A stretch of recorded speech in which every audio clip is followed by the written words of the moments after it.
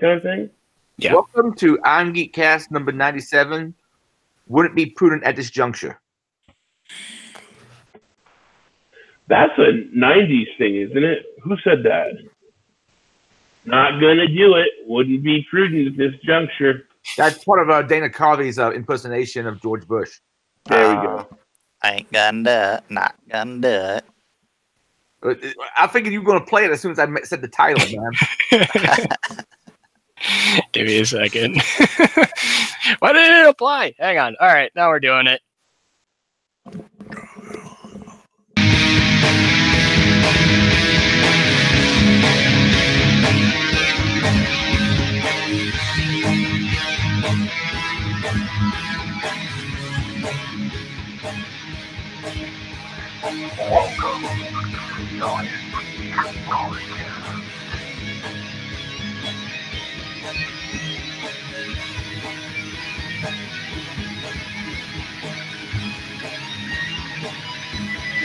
This is stuff. Question. Does this say live in the corner on y'all's screens? Yes, it does. So basically, you could use that next time as a cue for when to start playing the music. Oh, let me get some music then. Oh, I don't want you to do it now. You want it again? I can do it again. I was saying that's something we could do next time around. Yeah. You start the music once it says live. Yeah.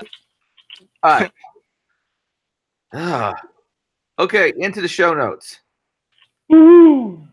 Well, first off, how's everybody's week? Oh, that's true. We can ask that. Yeah.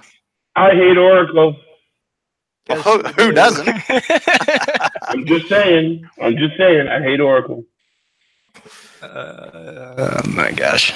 Yep. Oracle is a beast. You say My week has been very tiring. AWS. What was that, Darren? I said my week has been very tiring, and it's going to keep being tiring every weekend until probably the end of December. I've got a lot of shit planned. So none of it's IT related, but I have a lot of shit planned. You should plan things other than shit. That just does not sound fun at all. Yeah. Well, I gotta take time. Where's the fun in planning shit, though? Yeah. Where is the fun in that? There's no fun. Yeah. You want to be surprised. You want to be playing like some video game or something, and all of a sudden the Coleman gives you the elbow and says, "Hey, guess what?" And it's like, no, I just want to finish this level. And it's a multiplayer game, so you can't pause it. Ah. Yeah, and just make sure the wife fully understands that. or your mother. Or your mother. How many of those have you seen the meltdown videos? Where the mother says, "Just put it on pause," and the kid has a meltdown. It's a live game. I can't pause it. Hey, I married a gamer wife, so she understands it very well. See, that's good.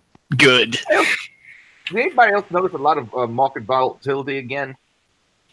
Yes. Since the end of October. Yeah, and for like the stock market. Yeah. Last 4 weeks or so. Seeing my shit go down again is pissing me off. Like crap. I actually have to work. Have an income. I want to retire. Yeah. So Adrian, did you do Secure West Virginia last week? And All recorded and it's up, and everybody seemed happy. I enjoy going out there. West Virginia is usually a really pretty drive, especially if it's earlier in the year than it was this year. Yeah. But because of the fall colors and whatnot. But yeah, it turned out pretty well. Yeah, cool. Overall, like, what kind of con is it? About the size of like Derby or bigger, smaller? I think they had a biggest year, and it was just under 200 people. Oh, okay. So, okay. It's held a relatively small Holiday Inn there in West Virginia, in Charleston or South Charleston. It might be a slightly different city, but yeah, like one main speaking track and 2 classroom tracks, and I provide the lockpick village. Someone else is doing the soldering and station, and this is technically, as far as HackerCon's concerned, the 10th year. Wait, yeah. No, 9th. I'm sorry, I'm wrong. 9th. Oh, was it 9th? Yeah, it would be 9th because they got off 1 year ahead of DerbyCon. Mm. we were all kind of came up with the idea at the same event, the Louisville Mesploit class, because a bunch of guys from West Virginia drove in for that. But they co-partnered with like a gaming convention the first 2 years, and they already had spaces, and that helped them out. Cool. Nice. Very nice. I'm not sure what my next one is. It may be B-sides. This is becoming a little bit more, I don't know because life situations are changing up. But I'm maybe a B-sides Long Island. Get some iced tea. Yeah, I found out recently. I drove through part of Manhattan. It looks like I didn't realize it because I was going on this weird demonic trip from place to place to place where, like a free hop plane ride with a bunch of exchanging of cars and other shit. Yeah. And apparently, at one point in time, my GPS told me to go through Manhattan. Yeah, the fastest way possible. I was just on the edge of it. I didn't know what bridge I was on. Well, sometimes there can be some nice express routes, in Manhattan that are not so clogged. West Side Highway can be kind of cool at times. Nice. Anybody else got anything? Well, for my week, my big enjoyment of the week was my Nice. new Springfield XDS single stack. It came with the it's a Viva something. I don't remember. It's not a Crimson Trace, but it's the other kind of large scale brand. They're not quite as big as Crimson. Viridian? Yes, Viridian. And then the color, and then the green laser it projects. Well, this one's actually a red laser, so they've got outside just the green laser range. But I tell you what, though, like laser perspective, it is sweet. I've never had one with a laser, so we'll see. But the laser will tell you exactly where you won't hit. Exactly. Yes. Like aim it right there, and it will not hit you. Fire that fucking laser up.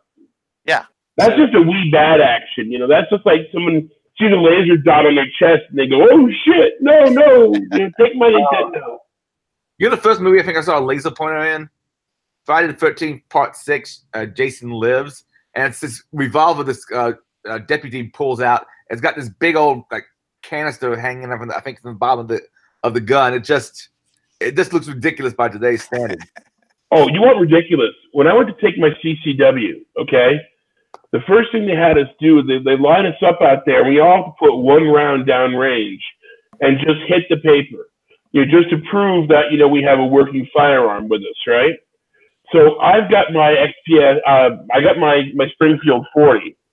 The woman next to me has this Plinker 22, and the guy next to her has this dirty, hairy 357, barrel, and this thing has every attachment on it. If you've ever read that little clip on 4chan with the Russian guy who goes off about all the attachments you put onto the AK-47 and it makes it a travesty.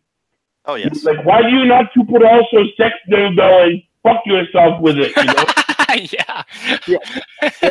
This guy had the laser from Ghostbusters and a scope that was as big as a monkey's cock, and it was just this huge gun from hell with every attachment you could think of on it.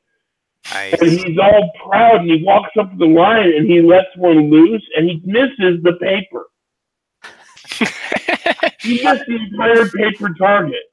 It was the range master even pulled it back. It was like, how in the hell? You've never seen anybody completely miss the paper before. And the guy was really subdued after that. He wasn't swaggering and all, but my God, that gun must have weighed more than he did. Here's the laser scope from Friday the 13th, Part 6 I was talking about. Apparently the canister on top. Well, shoot, that's not what I meant to do. Sorry, still going for what we did the past week? Yeah, that's awesome. So I also have some Sig Sauer. I never knew they made ammo. And Yeah, so where do you think 57 Sig comes from? don't know. I've known them for their firearms for years, but never really thought about ammo side. And so they have some hollow point ammo that's highly, highly rated. So I'm going to get that probably Friday and test it out Saturday, and can probably let you know some info next week. But yeah, I'm looking forward to that because I used to really like the Winchester Ranger, and before that, the Talos.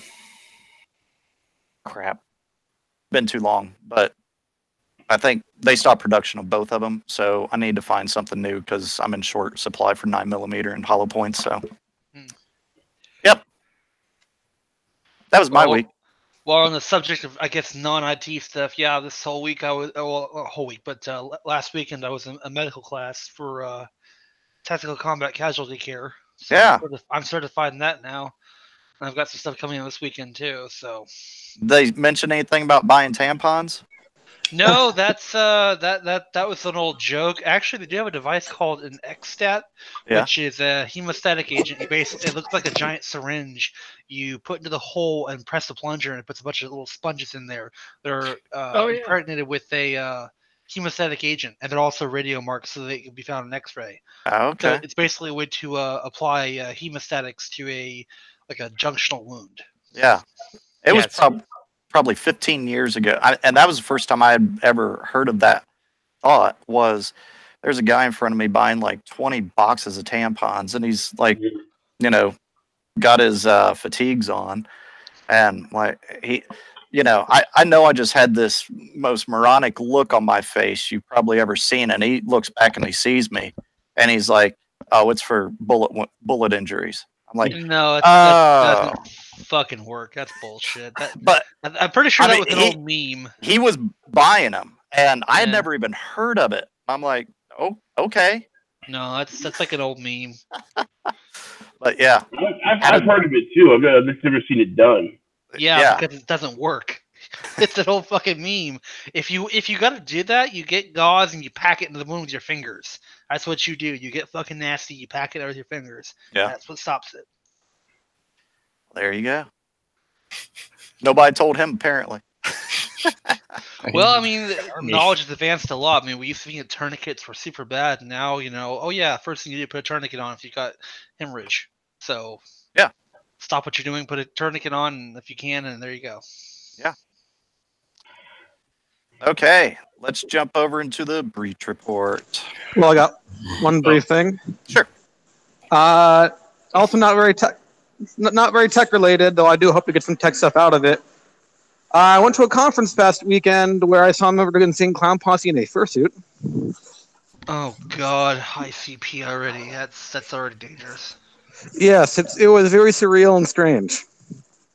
On the plus side, I also, more tech related stuff, saw a bunch of very neat artsy costumes, a lot of work of LEDs, got the contact information of a lot of several people related to Adafruit, and I'm hoping to pick their brains and hopefully talk more about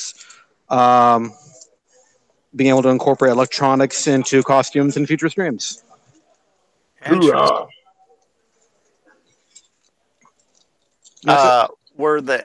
Were they taking them like to a centralized controller, stuff like that, and doing cool stuff with all the LEDs? I'm assuming. Oh yeah. Okay. One of the costumes did certain hand motions, had different patterns playing all over the costume. With it must have been a fuck ton of LEDs. Easily been over 1,000 LEDs. Wow. Easily. Man, and if they were soldering and doing all those at once, but were they like the LED strips, or like were they individualized LEDs that they had actually physically soldered every single freaking one? So it turns out that they first had a suit made by one. They commissioned a suit, then apparently they had that suit maker send it over to a apparently relatively new company that actually embeds LEDs in the costumes. Okay. So it would look like it had to have been a lot of different strips. Yeah. But yeah, it's just apparently a new small business / hobbyist group. Gotcha. Yeah. Cool. Very neat shit. Yeah, LEDs are fun. I think people take them too far sometimes, but definitely fun to play with. And super practical. My dad and I rigged up our ice shed with LEDs. So, and it was one that it was like one of those ones you would drag out onto the ice when you're ice fishing. So we made a battery hookup so that when you had a battery that was running your little heater, it would also be running a full 10-foot strip of LED lights that were strung around the top of the shed. Super practical. Yeah, and putting out like no heat either. Yeah, exactly. Which is awesome. Tons of light and no heat. I'll post a link to the recording in a little bit. I just need to get to a quieter place before I can deal with my phone. Cool. Okay, now we will jump into the breach report. Breach report. Breach report. Okay, so first up, we have the House Republican campaign arm was hacked during the midterms. And they're officially not disclosing any freaking thing about it. Which sucks. Probably because they don't know the full extent of it yet. Yeah, and that's probably part of it. I'm sure we'll find out in the future. Yeah.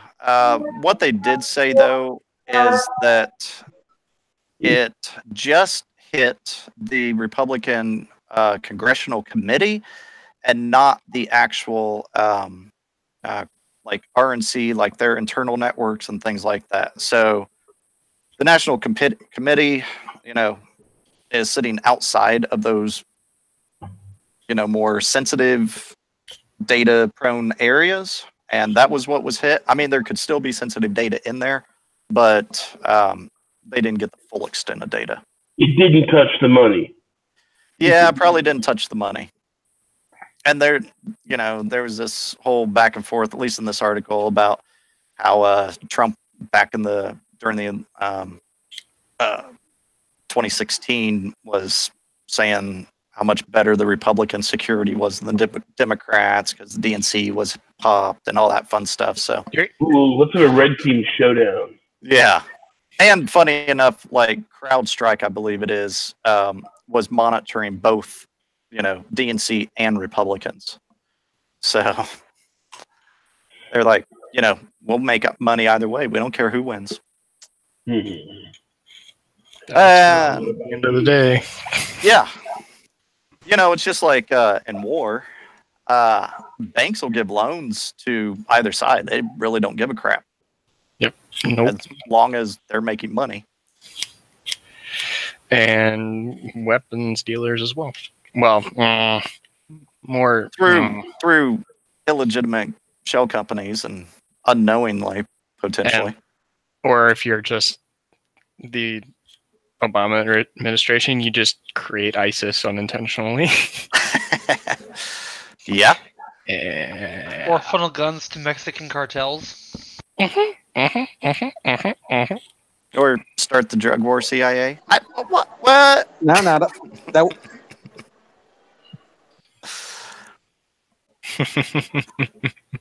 Okay, that was a drinking pause. Before we all get doxxed by the government, what did they say, if anything? Oh, not much. When did the breach occur? Anything like that? 2016. Yeah. So no, this was midterm. So this was just here within the last couple of months. All right. Yeah, right before the most recent election. Yep. And they didn't say like how long they were in there. Nothing. So yeah, it's hard to say what the scope was. Outside, we know it wasn't full blown RNC. All right. Yep. Fine. Next up, Dell detects a data breach and informs customers aftermath. Oh, after a month. Oh, yes, that would be considered the aftermath. Yes. So yes, and they are getting criticized for this because it took them almost a full month to inform their customers.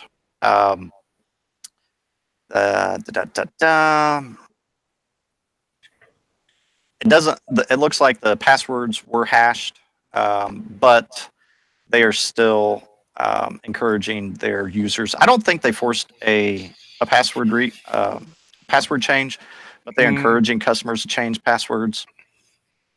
Yeah, I thought I saw something about this a couple days ago, saying that they were forcing people that did have accounts to. Oh, are they? I thought that's what I saw. Okay. That would be nice. Contained and reduce exposure by hashing customer password. By hashing customer passwords and resetting passwords. So they did. Okay, so they did in fact reset. Okay. Yeah, and then rehash them or hash them if they weren't hashed. Were they? We're gonna hash the hash. Okay.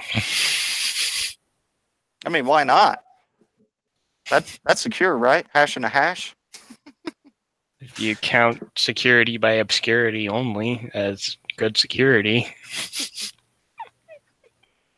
And see, if you read that last sentence though, all Dell customers are strongly encouraged to urgently change their passwords. That's why I was like, I don't think they actually like forced it though. Okay. I might have seen a different art. Okay. Maybe. Okay. So the rest of that sentence: to change their passwords, and in case they have a universal password they reuse, morons, immediately change it for all accounts in question. So I don't know. You mean people reuse passwords? I only use passphrases. I don't know who still uses words. I use passphrases, but you're trying to tell me that a person will use one password in multiple places? Apparently, that's what they're saying. I mean, it is 1998.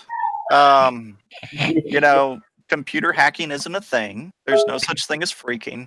Caprico is 2. Yeah, Caprico will be born in like 20 years.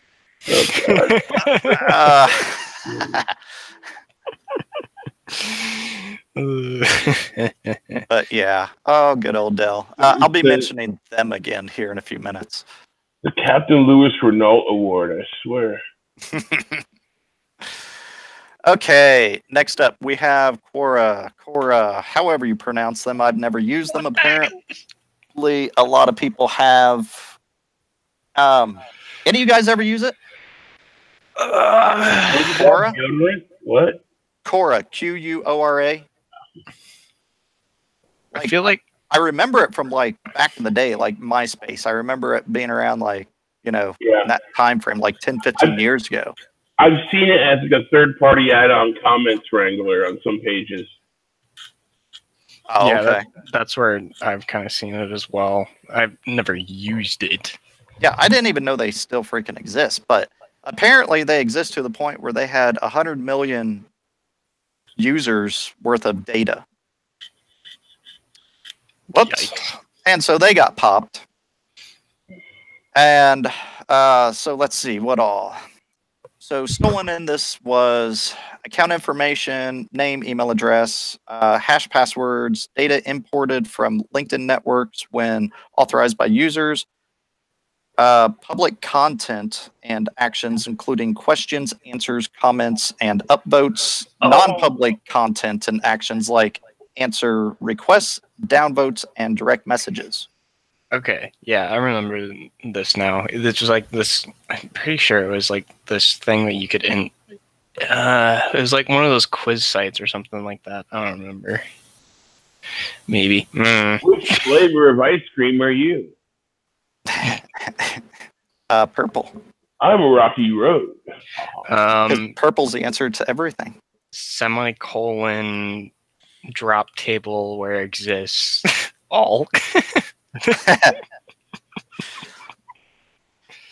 So what they said was the investigation is still ongoing. We have already taken steps to contain the incident, and our efforts to protect our users and prevent this type of incident from happening in the future are our top priority as a company. And apparently they still get like 700 million visits per month and the 95th largest site in the world. Damn. Yeah, and I don't use them. Is it really a site or is it a service? Like I said, I've only seen it as like a third party. If you want to leave a comment, log in with Quora. Yeah, they actually have a website. I went to it. It had a stupid background image, and I decided I did not want to make an account to investigate further. There you go. I wouldn't make an account after this breach. Oh, but now they got breached. Their security's tenfold better now, right? I have Equifax. I haven't said that in a while. Yeah, it's been like a week. No.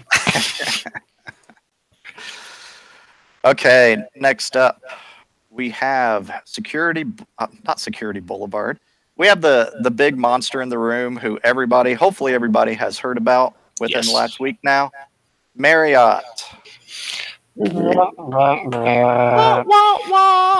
So, second largest data breach now in history, in current history. Somebody may outdo him next week. We never know. Is this a data breach or is this the filming one? Say that again. There was an article I just read like an hour ago where a woman is bringing $100 million against lawsuit against Marriott because she was videotaped in the shower and then blackmailed. This is different. So this one is 500 million user account data information and possibly passwords too have been taken by attackers. Ooh. Yes. Time to dump that stock. Yeah.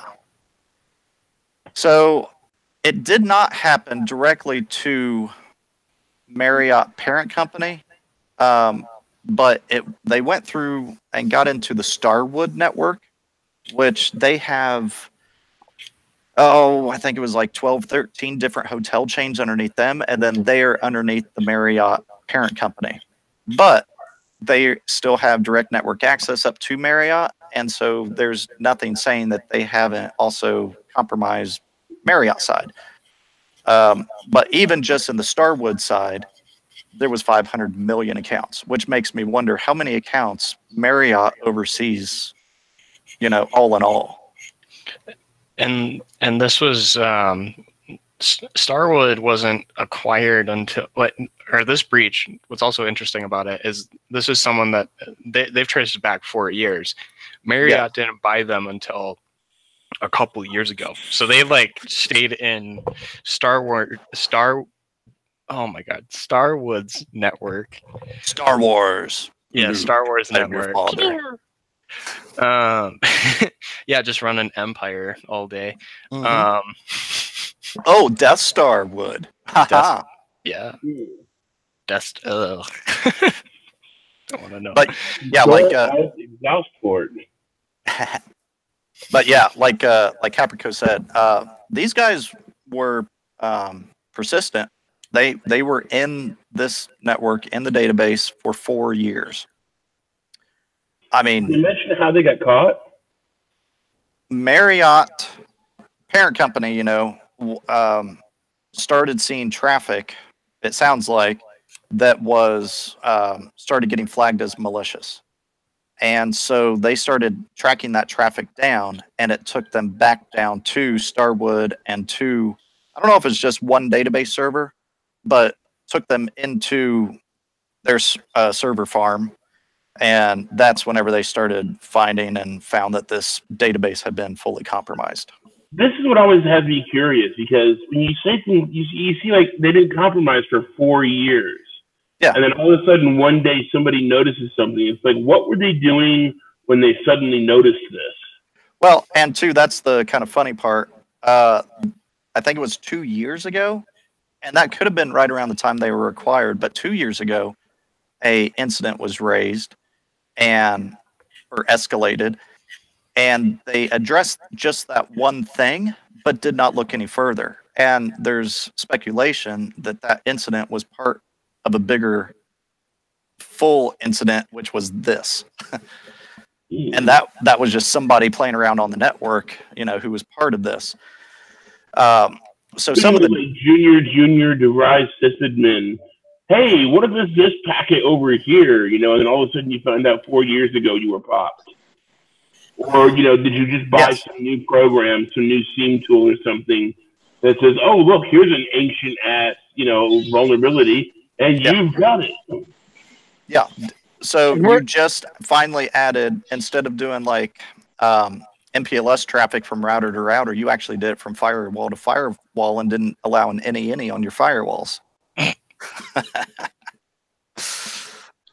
Holy crap, what's that? And we're assuming this is the full scope of the breach. For all we know, it's still under investigation. So yeah. And I would say that's probably, well, I'll give you this thought. We know they've been in there for 4 years. They probably had all this data for 4 years. They most likely were able to get the decryption keys for the hash passwords. So they've had the passwords for 4 years. They've had the was credit card numbers in here too? No, but passports are in there. Phone numbers, email addresses, date of birth.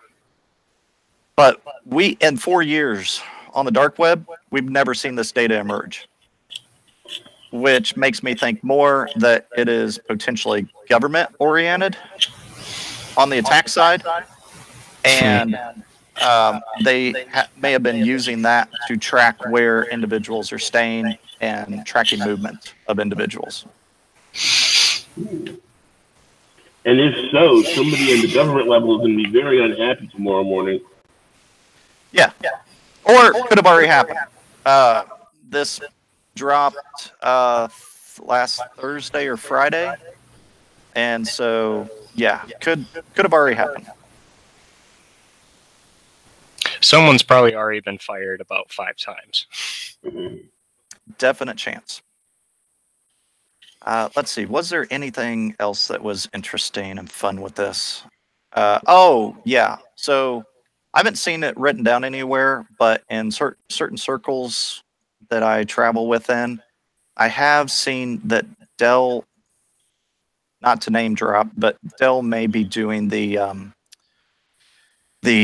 scanning and the kind of SOC type of work for their systems. Hasn't been confirmed, but that's where I said earlier, I'll talk about Dell again here in a few minutes. That's where it is. So, yeah. Oh boy. Get those resumes into Dell. Heck yeah. I had Dell SecureWorks for a long time. Is it something different than that? No, it would most likely be SecureWorks. Yep. If in fact, and that is unconfirmed. That's just what I've been hearing here and there. Interesting. That's stupid. Oh, also, in the show notes, if you have stayed at a Marriott, change your password. I'm sure they're going to be offering other things. The third strike underneath D Marriott 500M accounts. The third one is answers.kroll.com. That is their site that they put up.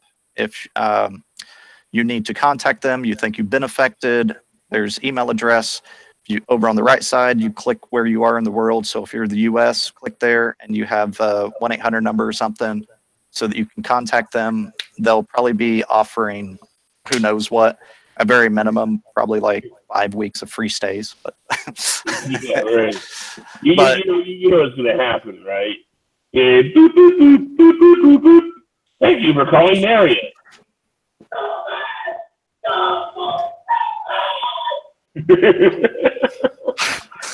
What the fuck was that? Hey, P, did you lock somebody in the bathroom again?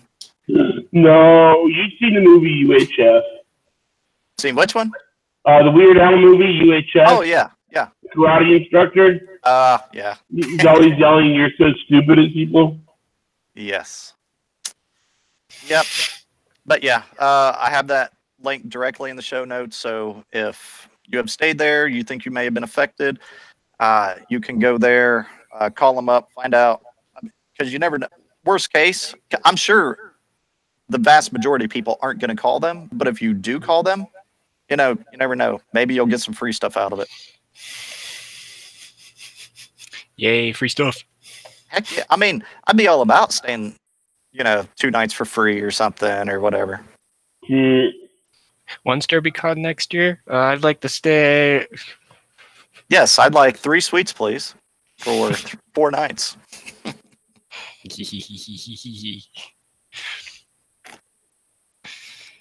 Okay. That is it for the breach report. I will say one correction since we were talking about Dell. I think it was last week I was talking about Cisco Sonic Wall. That is not their product. That is a Dell Sonic Wall.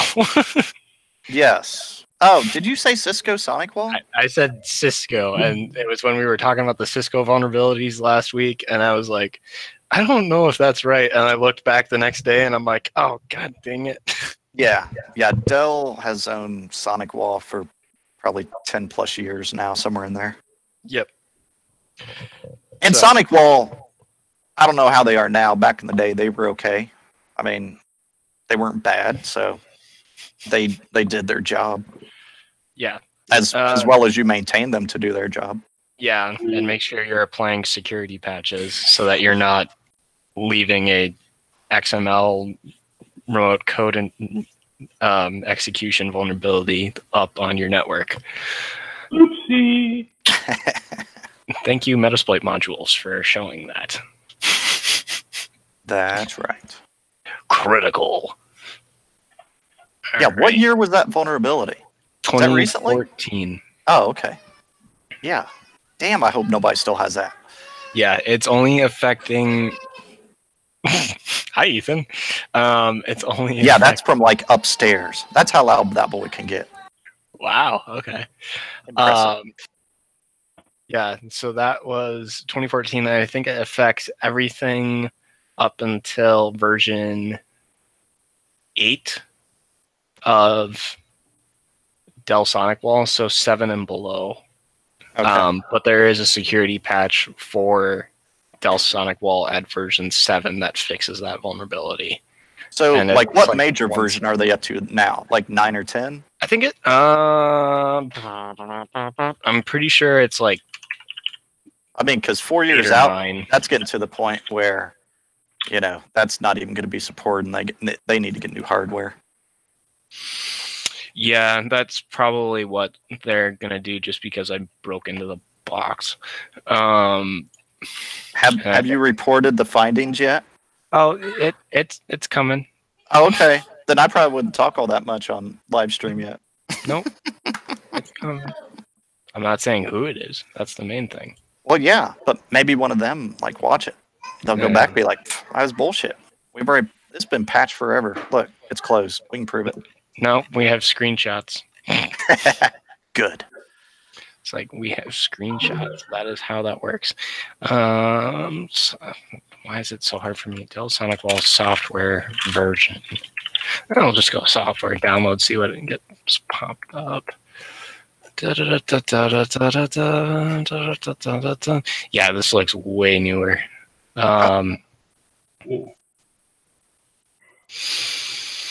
Yeah, I want to say 9 or 10 is what they're currently on. Okay.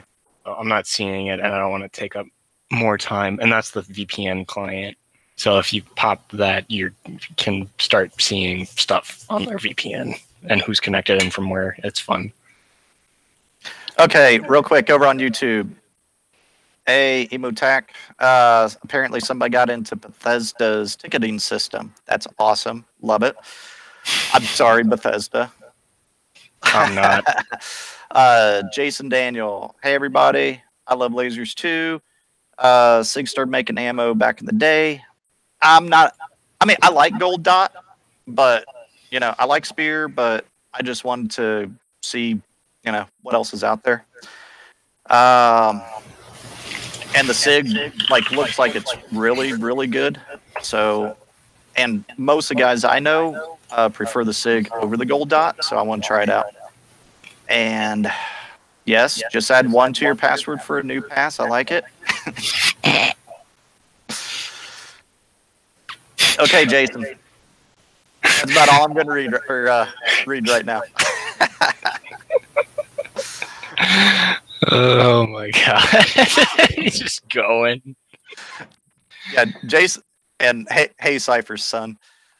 So yeah, Jason has about 2 pages of stuff on here, but I appreciate you typing everything, and I'll start reading it here and keeping track of it. Okay, next up, Adrian, weird group of the week. I punted on here because I didn't really have a good weird group of the week picked out. But I did want to expound on something slightly from last week. And I'd like to know more about the people who pay for porn online. There's so much free shit out there. There's so many torrents out there. I don't see what people are paying for, so like some cam girls premium snaps or whatever they call it. You know, the thing is, there's an old saying that was quoted a long time ago on a quote board that no longer exists. It says, "I'm so old, I've seen every piece of porn on the internet twice." And really, there's a lot of free porn out there, but there's a finite amount of it. And some people actually want to see something they haven't seen already 150 times. And some people aren't smart enough to avoid the sites that are nothing but click links. You know, look at this movie. You click on the movie, and it actually takes you to another page. And you click on a movie on that page, it takes you to another page. And, you know, sometimes it's a personalized thing. I know we talked last week about cam girls who say, you know, hey, this is my picture, but you want to see me live?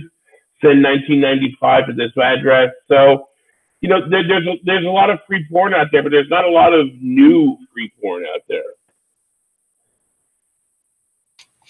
And also since we're talking about, I'm assuming alluding to like the thought audit thing that we were talking about last week. Right.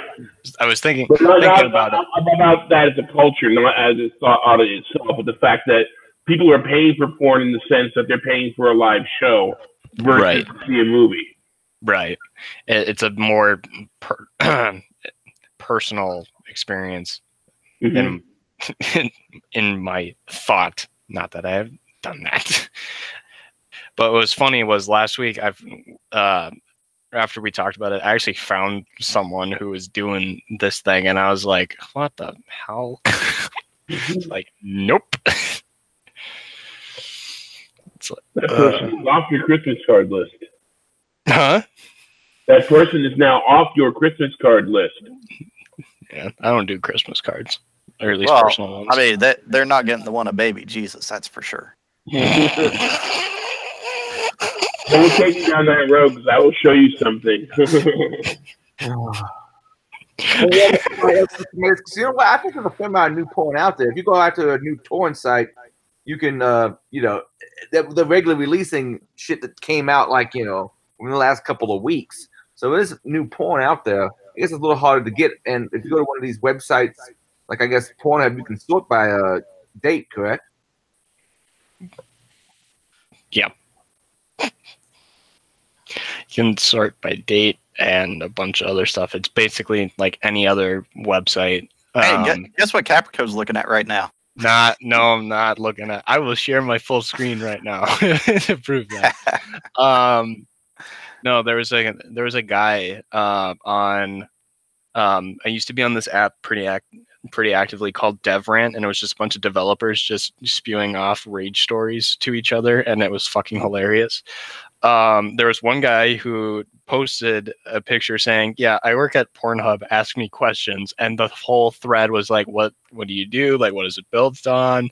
And he just like went off on like all of it. And it's like any other content website. It's like a YouTube. It's like whatever. It's like you can do exactly the same thing. It has the same functionalities. It's built using the same tools. It is just the exact same thing as what you would build a normal like media content website with. It was just super funny because it's like, yeah, I just work at Pornhub. Hey, I came really close to working for Backpage, and I'm glad I dodged that fucking bullet. Yeah, I know. I'm glad I dodged that bullet. Holy shit! Wasn't it that one that got shut down a few months back? They got raided for kiddie porn. Yeah. Yeah, they're over in Dallas, and I almost work for them, and I'm so glad that didn't fucking happen. Otherwise, Darren would be talking from a jail cell. Well, no, wait. If I saw it happening, I'd fucking leave. So I'd be like, no, call the police. I'm not dealing with this shit. So I have morals. They got raided for child porn? Yeah, well, not child porn, but they were they were doing all the prostitution stuff. Yeah, but... that's what I mean. They were doing underage hookups. Oh, so yeah, they were made aware of it and apparently not acting on it or something like that. Yeah, because I thought that they went offline at the same time that Craigslist, X'd out their personals section. It's a little different than that, the order of things. Craigslist X'd out their personal section because of a law called FOSTA. Yes. Yeah, because they could be held accountable for anything that happened. Yeah, it was a loophole in Section 230 of the Communications Decency Act. Yeah. Meaning that anyone who posted the stuff on the website, doesn't matter who it was, doesn't matter if it was up there at any point in time, the website owner would be liable. As in, no safe harbors, nothing. Yeah. But it's a little bit different than what happened to Backpage. While Backpage was touted as a success story for FOSTA, they actually went down before FOSTA was even enshrined into law. Apparently, there was some sort of lawsuit regarding a person who owned Backpage. Crap! I need to take a look at it. It was detailed a lot in Tech Dirt, but essentially there was a lawsuit with the then owner of Backpage, and who was doing a lot of very shady shit. But it was not specifically related to the child prostitution. Actually, Backpage worked actively with authorities to help catch the people posting child prostitution ads. Gotcha. And actually, ever since FOSTA went into law, there's actually more child prostitution ads online and on websites that are less friendly to police. So yeah, that law was a pile of crap. Huh. That sucks. I wonder if it's ever been enforced yet anywhere. I don't know, but the chilling effects have effectively made a huge impact nevertheless. Yeah. You no longer have a U.S.-based website that actively works with the FBI and local cops. You have some place in Romania that has even more child prostitution ads, and they don't give a rat's ass about the U.S. police. Yeah. And these are still just like clear web, not dark web, right? To my knowledge, yes. I don't typically go hunting for child prostitution ads, so I'm basing that statement off of secondhand knowledge. Yeah. Huh. I can dig up where I got the citation. I can cite the source if you really want. I would wager that most of them are clear web because they're hosted somewhere that don't give a shit. And on the not to say that one thing is worse than the other, but on the scale of illegality of it, that's kind of on the more mild side of what's really available on the dark web. Because on the dark web, we're talking, hitmen and major, shit.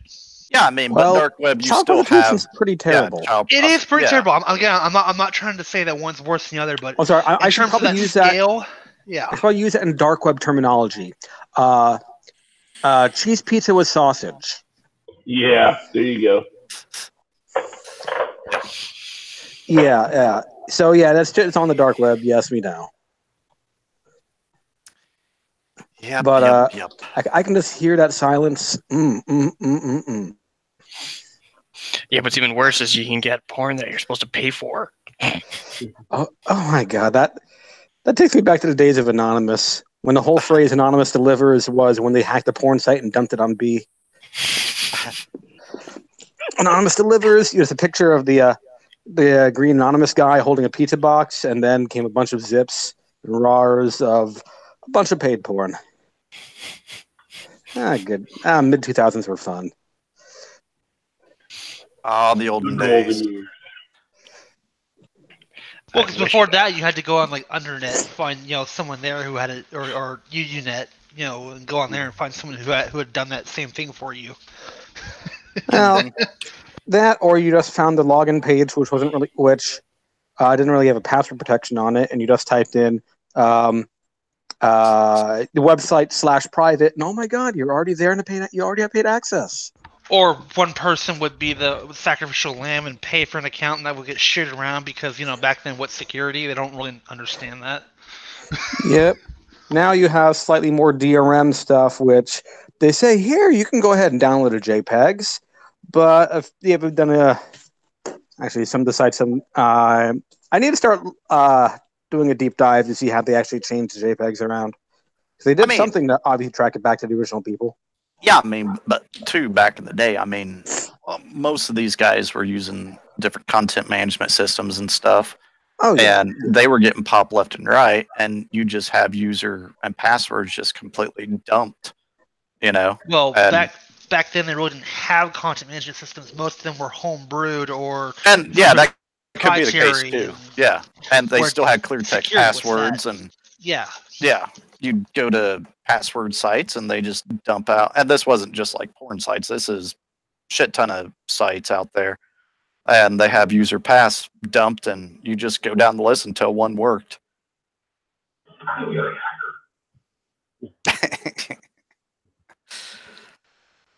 The olden days. Anyway, anything else to say about people who give money to CanGirls? Oh, I think it must be. Go ahead. I was gonna say you're not trying hard enough to find your stuff. I think it might be similar to. You want really specific stuff. The other thing is, free porn is very mainstream. I mean, you go out there, you look for it, you're going to see insert tab A and slot B everywhere. Okay, that's nice. What if you want exotic, weird stuff? What if you want an example I can give you, which you can look up and you'll laugh your ass off? Brazilian cake fart porn. I've heard of it. Oh my god, that takes me back. Wow. You got a woman in a bikini, she sits in the middle of a chocolate cake and then farts. All right. I don't even want to look at what. Liz, you were going to say something earlier. What were you going to say, Liz? I was going to say that I imagine it's a little bit similar to the people who actually click on pop-up ads. I remember reading an article a few years back where someone actually tried to scrape the code for pop-up ads from a bunch of sites, and they found out that these ads, some of them actually had hard-coded IP addresses in there of the 8 people who actually clicked and bought stuff through them. Wow. Another thing to this, some of these porn sites, I know a couple of them that do this, they run active hookup boards. And they do things like reviews and, you want to meet here, you want to meet there. This goes on at this club, that goes on at that club, and putting people together, like showing each other pictures, and then you pay $1.99 and you can actually talk to each other. That's still out there, and that still happens. Like boards, as in like a chat room or forum type of a setting? Yeah, anything from I'm having a party in my hotel room. People who are over 6 foot tall and have 2 dicks, please come in. Or there's still cam chat rooms out there, and they piggyback on top of the free porn on the site. Yeah. Huh.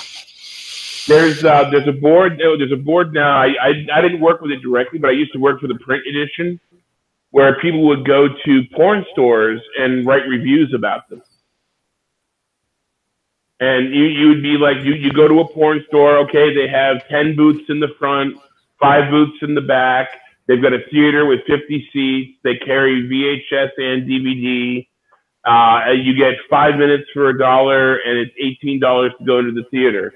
And you'd write up these little reviews of that, and then that's still out there too.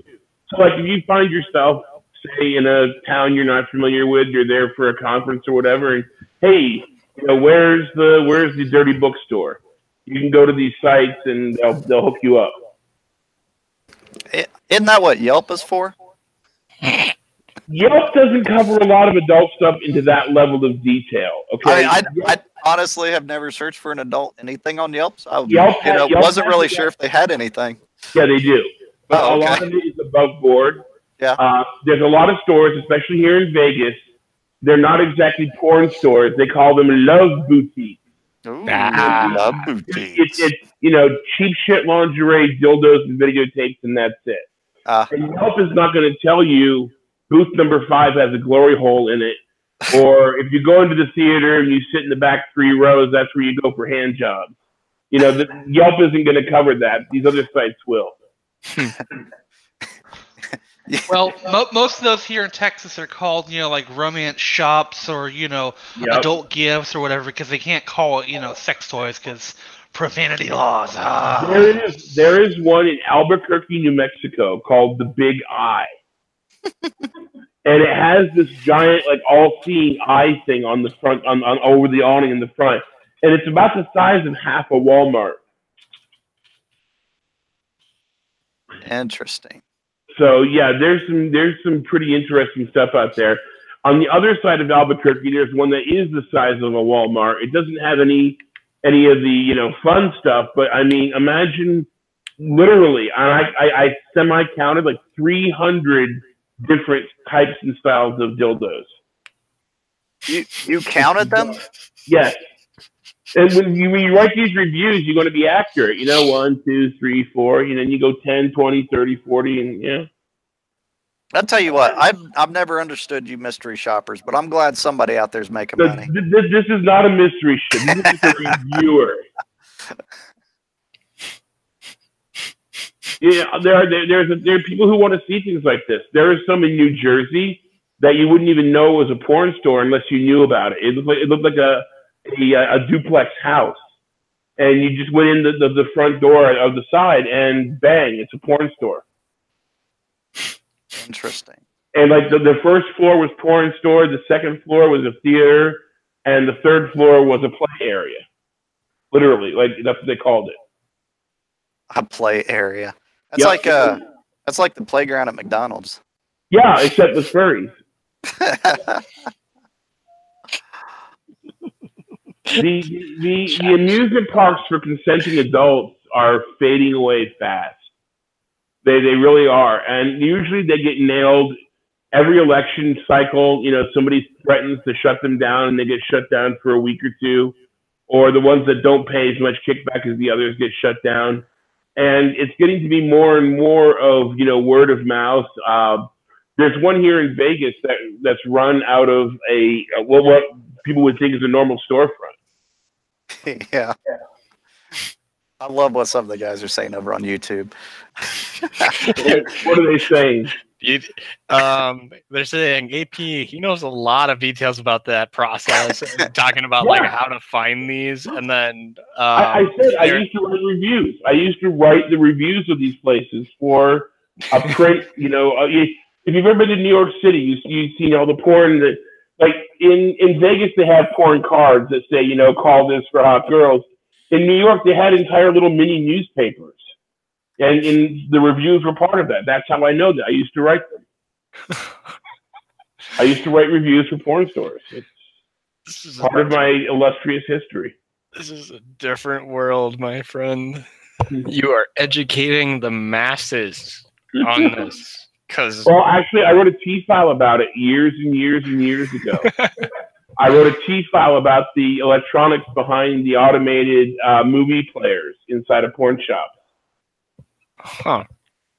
A lot of them, the early ones were like VHS tapes with controllers, the infrared controllers that you pasted up over the receivers. And then when DVDs came out, there were simple ones that just had the A, B, C, D button that let you, like you'd have one big main monitor and then you have a smaller monitor and split into 4. So you could like see other channels and pick which one you wanted. And then there were really fantastically expensive ones where you actually had a numeric keypad and a joystick, so you could make the movie go fast forward or reverse or loop or what have you. And those are really, really high end though. You only saw those very, very rarely. And there's a whole technology behind them where sometimes the lights turn on automatically when your money runs out, or they have slide cards like you see at Dave & Buster's where you can like recharge your card. So once you pay your money, you don't get it back. Token-based systems, all kinds of craziness. But there's a lot of technology behind that. Interesting. Holy cow. From chat, I got a question for you, AP. Okay. Ask him if he reviewed any teledildonics. Teledildonics, no. I went to stores. Teledildonics is an actual item you can buy. Okay. I didn't buy items and try them out. That was other people who did that. Cypher's son then followed up with turn it up to 11. Yeah, no. Teledildonics, though, is going to be the next big thing, I think, because, I mean, the next evolution of teledildonics, everyone's going off about, robot sex shops. Yep. They're trying to set them up here in the U.S. They've only had one or two successful ones. I think one's in Texas. They haven't done any here in Vegas yet that I know of. Hey, but, big shout out to Internet of Dongs, which covers a lot of that. Who does? Internet. The Twitter profile, Internet of Dongs. They talk about, it's a parody on the Internet of Shit. But they talk about a lot about the IoT sex devices. They're actually pretty good about it. Yeah, the IoT dildo war driving thing is just. I saw a nice article about that where people were showing maps where they had found different models and different stuff as they drove around town. Honestly, I don't see putting sex toys on your Wi-Fi as being a sensible thing. So while we know that the one argument I've heard that I think might actually gain traction if it ever gets mass market adoption would be, let's say, a robotic sex toy that mimics the movements or sensation of your sides of your partner and it may be far away. Yeah, that crap already exists. Article I read this afternoon. A study group in Finland had determined, as far as the morality of sex bots go, that it's 100% A-okay if you're single, but it's not if you're married. Actually, the teledildonics thing where you have two partners, wasn't that called the fuck you, fuck me? Diagrams years ago. Yeah. But they did a little study on the morality of sex robots. I just thought that was kind of funny. That would be interesting. It's only sex. There's no reason for the great big empty pause. No. I don't know enough about it to even comment on it. You seem to know all and everything and all. I was in Manhattan in the early 90s. I mean, if there's something that's ever happened at a sex club, I've probably seen it. Mm. If there's anything, if they ever get close to like Westworld level of androids, there's gonna be some serious societal change. We're getting there. I mean, they're trying to open up the robot brothels. It's just that there's a lot of pushback, I guess. And even like we've seen it before in movies. The new, it's been forever since I've seen the original Blade Runner, but at least in the new Blade Runner, there was a full, or prostitutes were actually synths. Yeah, well, in the old Blade Runner, there were too. Okay, cool. Chris is like, how do they say, a standard pleasure model, usually for military deployment areas. That's how they described her when he was getting the assignment. Right. Man, that was a good movie, though. Oh yeah, and the new one's good too. The new one, I really liked the new one. I really did. I was fence sitting for a while, but yeah, it won me over. More so than any of these Star Wars movies have lately. Oh yeah, those were all garbage. I actually haven't seen the new Blade Runner, so maybe I'll check that out. It's a good one. Yeah, I haven't either. I think Star Wars is just an excuse to sell toasters now. I saw a Star Wars waffle maker, and I'm like, Jesus H. I mean, really, seriously? Was it Kylo Ren's helmet? Because I would buy that just to be funny. No, they have a toaster for that, but not a waffle maker. The waffle maker makes Death Star waffles. Mel Brooks had it right in Spaceballs. Spaceballs, the towel. Spaceballs, the flamethrower. Merchandising. That's right. Well, it's all Disney now, and that's what they do. Yeah, well, there you go. Yeah. Flush twice. Back over on YouTube, I think it was Mo Jake that said something about Huawei exec was arrested in Canada. And so I thought we'd bring this up real quick. Yeah, I think it's a lady, but Meng Wazoo. Yeah, deputy chair of Huawei, which I think is CFO, was arrested early this month, and that she was sought for extradition by the U.S. I didn't realize we actually brought charges against any of them. Were you guys aware of this? No. Not I. Yeah, I knew, like, we ordered no Huawei interaction from the U.S. government side. Or wait, we did, right? It was something. It was because like we X'd out we're not- Kaspersky, and Yeah. I'm pretty sure they said like no Huawei either. But yeah, so stock markets have been very volatile here in the last day or so, and that's one of the primary reasons it looks like.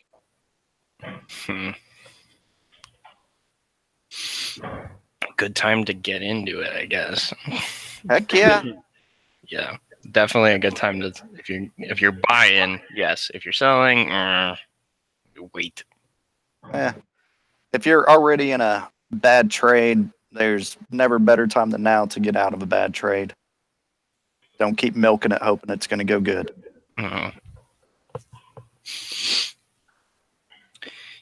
Yep. Okay, well, I do have some further reading. If you guys want, we can discuss some of them. But I've got a if not- vulnerability of the week too. Oh, I didn't see you put that in there. Okay, cool. Yeah, I put it in right before the show because I forgot. But I actually had one that I was going to talk. Slacker. Yeah, I'm busy at my actual job. Mhm. So, vulnerability of the week is Big Brother sees you, and everyone else does too. So we've got another camera breach. I covered one a while back, a couple months ago. Let me share my screen real quick here. So, another 0-day vulnerability hit NUUO. So it's the same company that I covered back, I want to say 3 months ago. Cool. So they got hit again. And the last one was their management tool. So their hardware that actually managed all of their cameras and actually did the data storage on them could be hacked.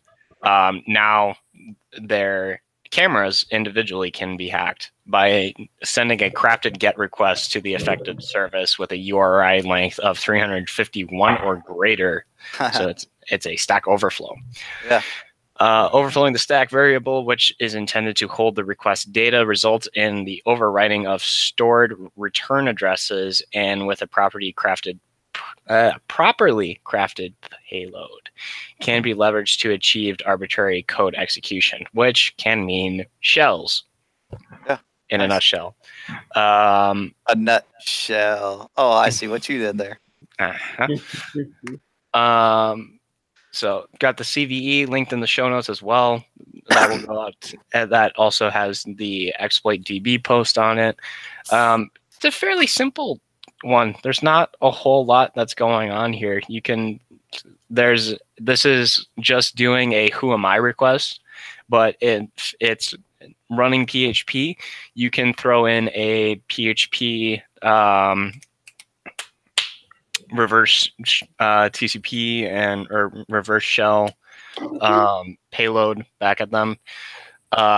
You probably could do it using I haven't tested it because I don't own one of these devices. You probably could do it if you were to use burp, encode the URI to your PHP so that it's URI encoded for the reverse shell. Upload it where this who am I is right here, and then pass that through to burp, and then you will get a reverse shell back to your Metasploit and or any open shell port, even if you're using Netcat and all that fun jazz. So pretty simple exploit, and these are fairly prominent on the internet right now. So, and that was going to be my question. Is there a Shodan lookup specifically for this? I will put one in the show notes once after the show. Okay. So I just didn't have time to do it right now. But since this is the same device that I covered previously, where you could see their actual management hardware, seeing these IP cameras out into the open is very likely to have the same sort of exposure in terms of the scope and number of them. And I think before it was a couple hundred were out there. So well, no, I mean, more. You said before though was the management console or interface, right? Right. I'm actually going to do a show and look up right now. A management console will, on average, be talking to, it's hard to say, but anywhere from 10 to maybe 50, 60 to 100 cameras. Yeah. So there should be a shit ton more cameras than there was management interfaces. Yeah. I'm going to take a look real quick here, actually. NUUO. And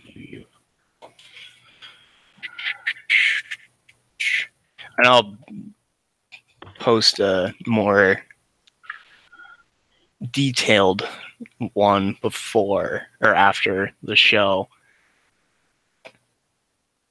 But it looks to be that there are at least 420 just from putting in NUUO. So I'll throw that up on the screen right here. So yeah, just searching for NUUO. This might also be the actual. Yeah, so some could potentially be management, but some are probably cameras too. Yeah. So, and then yeah, that's this looks to be right because a lot of these are running PHP 5. Yeah. And that's also what they're showing here in the exploit headers. So these are the actual headers that they're receiving, which is showing PHP 5.6. Okay. Which is getting deprecated this year, I think. Year or next year. Nice. Hey, could you open like 10 more tabs, please?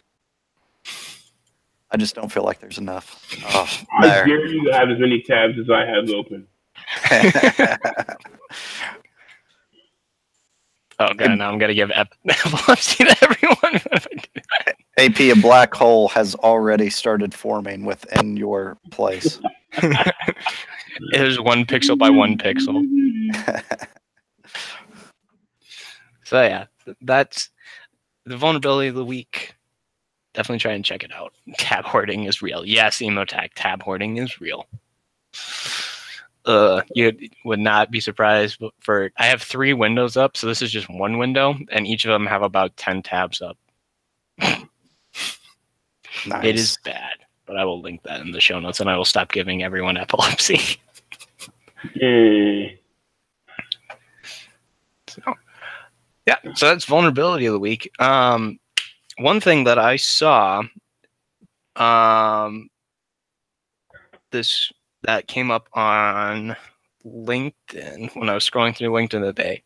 Apparently, there was this Paris Agreement Act for cybersecurity specifically, and guess who didn't sign it? Oh, that's a tough one. Let's see. Uganda? No, they signed it. France. No, they signed it. They wrote it. Oh, okay. Then us. Yeah, it was us, China, Russia, and a couple other nations that are not very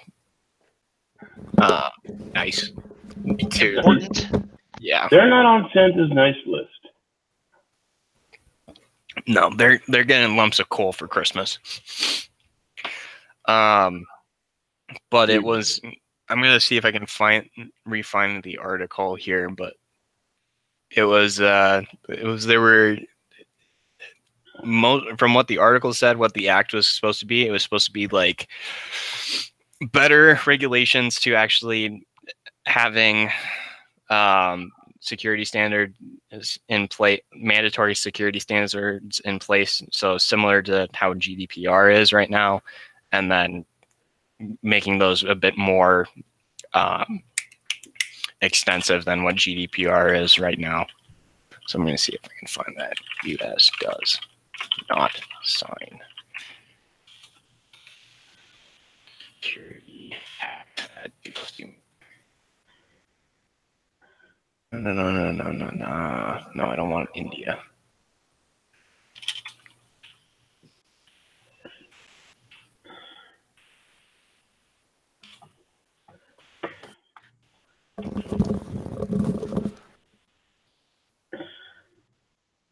Woo. Yeah, here it is. So more than 50 nations. I found the article, or found a article. 50 nations. Because if everybody's doing it, it must be good. More than 50 nations, but not U.S., sign on to Cybersecurity Pact. Details: the agreement does not command any specific legislation. The principles include agreements to promote human rights on the internet, thwart election hacking, cease the theft of intellectual property via hacking, and stop malicious cyber activities in peacetime, notably the ones threatening or resulting in significant, indiscriminate, or systemic harm to individuals. China, Russia, and North Korea have been, that was the other one, North Korea, have been accused of violating some or all of these in the past. Private sectors groups are tasked with having unique responsibility and security. So that's saying like companies like Equifax, Dell, Marriott all have legal obligations to having security in place, sufficient security in place. Yeah, exactly. That's the thing about this too. When I was reading it, most of it was fairly like, yeah, no, this is common sense. Like, we should have this, and we're just not doing it as a country, apparently. It's dangerously close to responsibility, and God knows we don't want that. Can you imagine Equifax being responsible for all the mistakes they made? Yeah, maybe getting fined or run a business, or Yep, it's a good thing to note though that signatories include major tech firms like Microsoft, Facebook, Google, IBM, HP. They all signed it either through those private sector pacts or the agreement outright. So there is a clause for private sector stuff. Kaspersky Lab, which has been accused of assisting in research or in assisting Russia's hacking efforts, signed as well. Even though they'll probably just do it anyway. It's Russia. Yes, we will say that we will do this, but we will not do this. Yeah, so, sorry, I had to step away for a minute. So what is the actual intent of this? It's supposed to be a full standard that the world has towards, or at least world governments towards cybersecurity, meaning that there actually would be some form of enforced standards worldwide that governments will enforce. Did it say who's going to do the enforcement? Yeah, like who is supposed to oversee this? And the World Internet Police. Are there consequences for not doing it? Well, it's drawn up by the French, so I mean, because it sounds like it's just a lot of people sitting around. Oh yeah, wasting paper and time. Yeah, that one from Paris. Look at it. I mean, look at the Universal Declaration of Human Rights. Okay, that seems like a waste of paper, but you know what? A lot of people use it as a guideline, and a lot of good has come out of it. Not what they intended, but a lot of good did come out of it. I mean, good could come out of it, but I don't see any countries wholeheartedly sticking to it. Well, no one's going to, because we have to have our crime in order to have our profits. Without our profits, what are we? But it depends on what you're defining as crime. Because I kind of figure this may go into like the hacking side.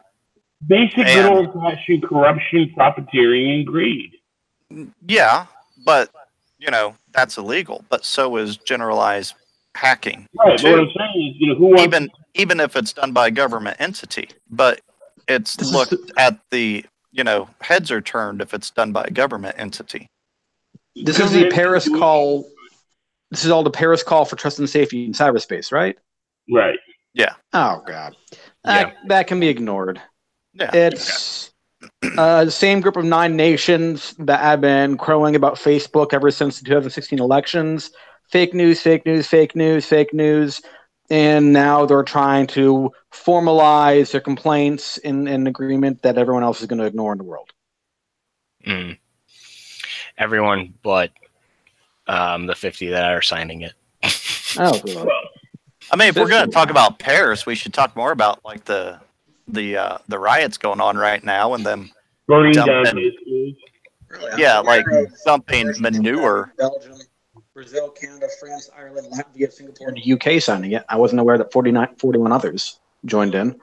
Yeah, 50 countries overall, and then 15. Oh, yeah. 50. Oh. 50. You know, 50 here nations. In the Republic of Tonga, we promise that the 5 computers we have will never be used for cybercrime. Yeah. Okay. I'm sure there's more than that there. There's enough Commodore 64s that we've put down there. Yeah, the ones they dig out of eBay refuse. Yeah. Damn it. We already sent a phishing message. But yeah, like right now in Paris, so the president, Emmanuel Macron, Yeah. Yeah, there are steady revolts that have been going on for like the last week due to taxes there. Like to the point they had like heavy gear hauling manure in, and they're pouring manure like onto the balcony of his office. Is it bad that I find that humorous? And like, yeah, it's yeah. Here's what we. I can't do my French accent right now. It's like, here's what we think of your taxes. Yeah, it's like, go get your shit like taken care of at home, and then come talk to us. Like, and us, I'm not just saying U.S. I'm like anybody. Yeah, I mean, imagine anybody can say that to the U.S. We try to do anything. Yeah, well, listen, why don't you just go straighten up your own backyard a little bit first, which is not a bad idea. Yeah. It's like, we try to tell China and Japan what to do, and they look at us and go, oh, by the way, have you seen Amtrak lately? Yeah. So much fun. So that would be something to bring up because it came up onto my radar last night. The Paris Accords, next on 007.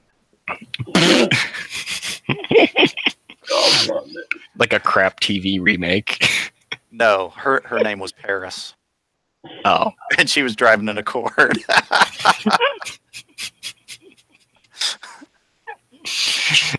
So she was peddling it, right? Heck yeah, she was. She was Flintstoning it out. All right. So that's all I got for the show so far. Okay, so I didn't throw it into the notes here, but there is a Flash 0 day. Ah, crap, what'd it do? Let me look it up real quick, see if I can find it. Flash, isn't that thing that no one uses anymore? Shouldn't be using anymore, but does. Yeah, shouldn't is the operative. Okay, here we go. Yeah, so Flash 0 day leveraging ActiveX in Office documents. So, yeah, that is out there being actively utilized in the wild now. So that's fun. Would you like to see one that's not being utilized yet? And Adobe actually did an out-of-band patch for it. I think it's already available. So if you have Flash, for whatever dumbass reason you have Flash still, patch that. They're supporting that? Yeah. They're still releasing patches and stuff? Wow. Yeah.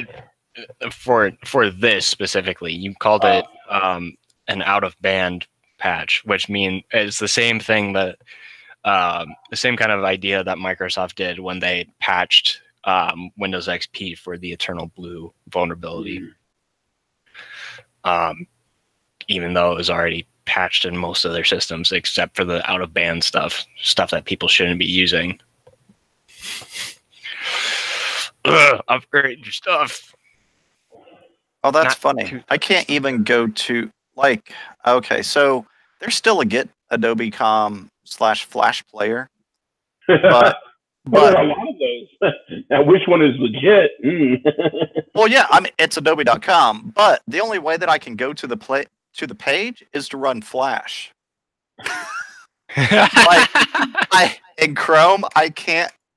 Chrome will not let me go to the page. Oh, that's freaking funny. Chrome's like, nope, screw you. We're not even letting you go to the page. You will not install Flash. So time to boot up IE7 or whatever, and let me see if I can even get to it in Firefox. No, you're not going to be able to get to it in Firefox because Google and Firefox, when I think it was the beginning of this year, both of the development teams were like, yeah, we both are implementing a feature that if you even try to install Flash, we will just not let you do that. Yeah. You need to go to the extended support release. I think version 52 was the last extended support release for Firefox that allowed you to play Flash. I could be wrong there. Oh, shit. But I think Brave will allow you to play Flash if you go to its settings and explicitly permit it. If you're brave enough. The browser is great. I love it. I absolutely love the browser. Yeah, I saw. Really? I didn't see that big of a benefit to it. It has a native ad blocker that, unlike most other ad blockers these days, also blocks Google's crap. Because Google pays out the other ad blockers. And, since it's native, it tends to be a lot faster than add-ons that are like bolted on for Firefox. Is it also doing it at the network level and not at the application level? That not clear to me, but so far it's worked great. All right. And also like some of the add-ons that comes built in with like WebTorrent. It's always nice. Okay, so Firefox will let me go to the page. Google will not even let me go to the page. Weird. Well, it's because Google doesn't need Flash. Google has built-in things for it, whereas Firefox HTML5. Yeah. And I'm trying to, because, like, is Adobe no longer like updating and building Flash at all? I think they're doing it until 2020. I think 2020. Yeah, because I thought they were still doing new releases. Like, everybody's starting to block it now, but I think they're still actively developing and creating it, at least for now. Yeah. So yeah, if you really want to, go get yourself a big spoonful of Flash and have at it. Yum Flash. Man, I hate Flash. Such a piece of shit. I just remember my childhood was a lot of Flash games. Yeah, I was about to bring that up too, like Newgrounds and Java games. Yeah, Newgrounds has adapted to HTML5 these days. Yeah, I don't know how, but Newgrounds is still around. It's still there. I play games on there every now and then. Still, when I get all nostalgic. Plus, there were some Flash movies that were really famous for a while, like The Available Temping Man. That was a good one, and the early Bullseye art stuff, which was complete Dotist art, fun. They would hide things to click on in the pages, and it was just a lot of fun. Oh god, it is still the same as I remember it. I just went back to it. Except now there's infinitely more furry things going on. Oh, if you want, what's still up on Newgrounds is FDA. Oh, Jesus. And, it's funny because I just gave away a bunch of, I was like cleaning house and I gave a toolbox to a friend of mine that had one of the original FDA stickers on it. Nice. Oh, I wonder if it's still got Paint of Love. Oh yeah, it's got Thing. Man, this is my favorite game. It needs Adobe Flash Player. God damn it. No shit. That's where his soundbite would have been perfect. Fix the glitch, please. I can't believe I can't play a Flash game without Flash. No, I was just gonna see if the developers that made the game put it up, or updated it, because these were really fun games. And then there was an arena mode where you could play against other people. It was a lot of fun. And it was also super gory. It's just a bunch of stick dudes like beating the crap out of each other with guns and swords and stuff. It was a lot of fun. Oh, I remember that game. Those series of games. Yeah. Thing 1 was hard. They still releasing new versions of it. It's just, unfortunately, instead of being free on Newgrounds, it's being up for pay on either mobile or Steam. Mm-hmm. But there's also some games I'm seeing that were like native to Newgrounds that are being simultaneously released free on Newgrounds or pay for it on Steam, which I find is still neat.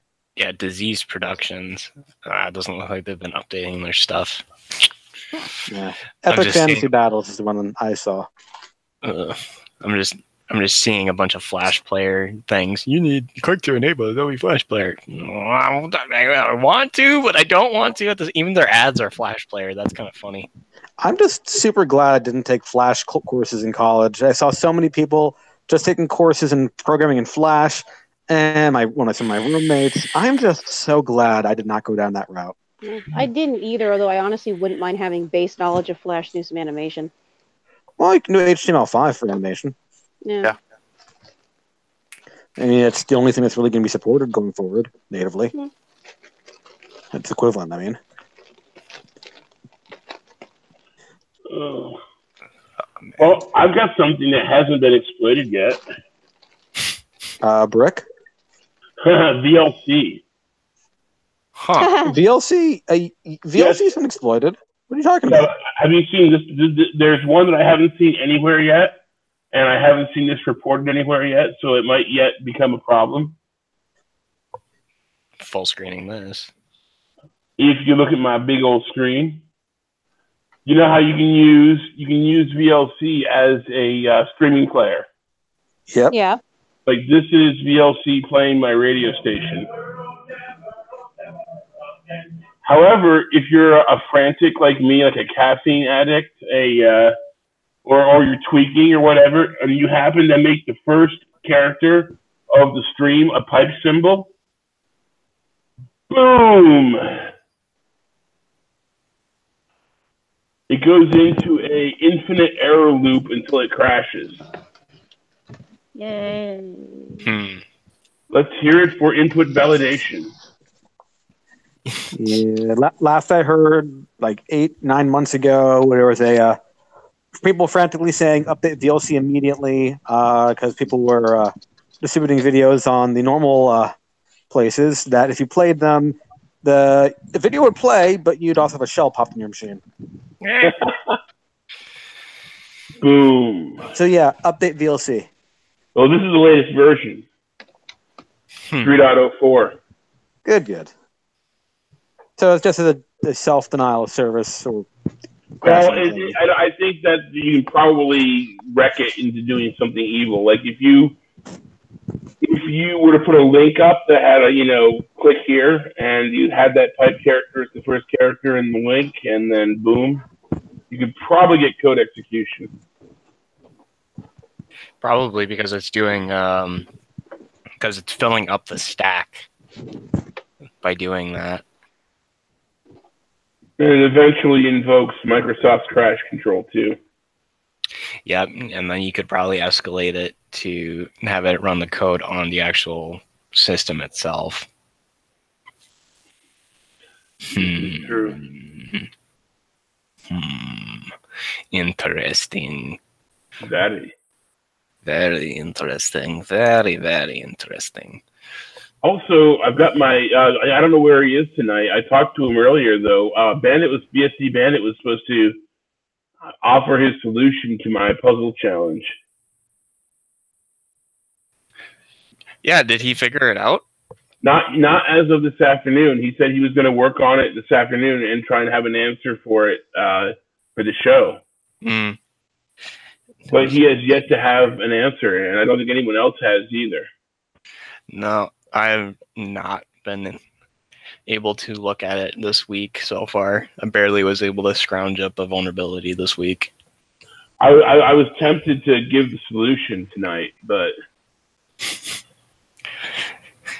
so for another week, see if people.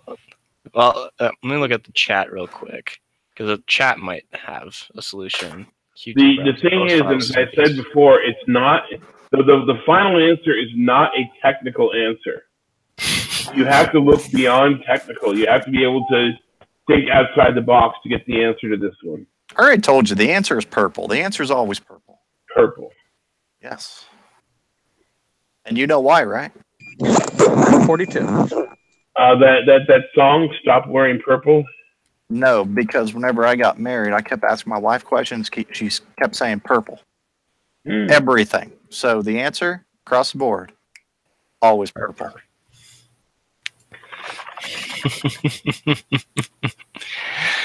All right.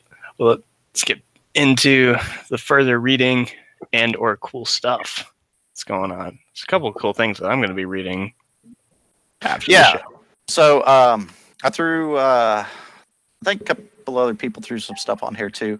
So there's currently and I put like some vulnerabilities or whatever if I see something. So some Kubernetes security flaw, a couple articles that link to that. Vulnerability, I think it's current vulnerability in the Zoom app. Australia is moving the anti-encryption law forward to Parliament, which, that could be a lot of fun. What does that entail at a high level? Does that mean that they'll just remove all encryption, or no? That is essentially giving them decryption keys. Oh, hell no! Okay. Yeah. So yeah. Is it 1985 again? It's getting close. Australia's very statist. I mean, what do you expect? Keep in mind that they're one of the Five Eyes, and while, from my understanding, none of the other Five Eyes are openly promoting encryption backdoors from their national security sectors. They are from their law enforcement, but not national security. It is possible if Australia does pass this and does get in the law that other big nations may take that as a cue or incentive to go forward and join them. So don't assume that this would just be restricted to Australia. Yeah. Exactly. I mean, and if you think about it too, if and when Australia does have this access, then everybody else is also going to want the exact same access. So it's almost an all or none. From the Australian people who were in that kind of circles, the only Australian person I know of who's in that similar kind of circles, some Australian journalist, national security journalist. He doesn't really quite understand encryption. He just assumes that it's just those damn tech libertarians that want anarchy. The guy had interesting stuff to talk about the Cold War, which I can absolutely see parallels to Russian tactics and social media, but in terms of encryption, he doesn't know what the hell he's talking about. I mean, hackers globally are rejoicing about the potentials here, because essentially all you have to do is get that one decryption key.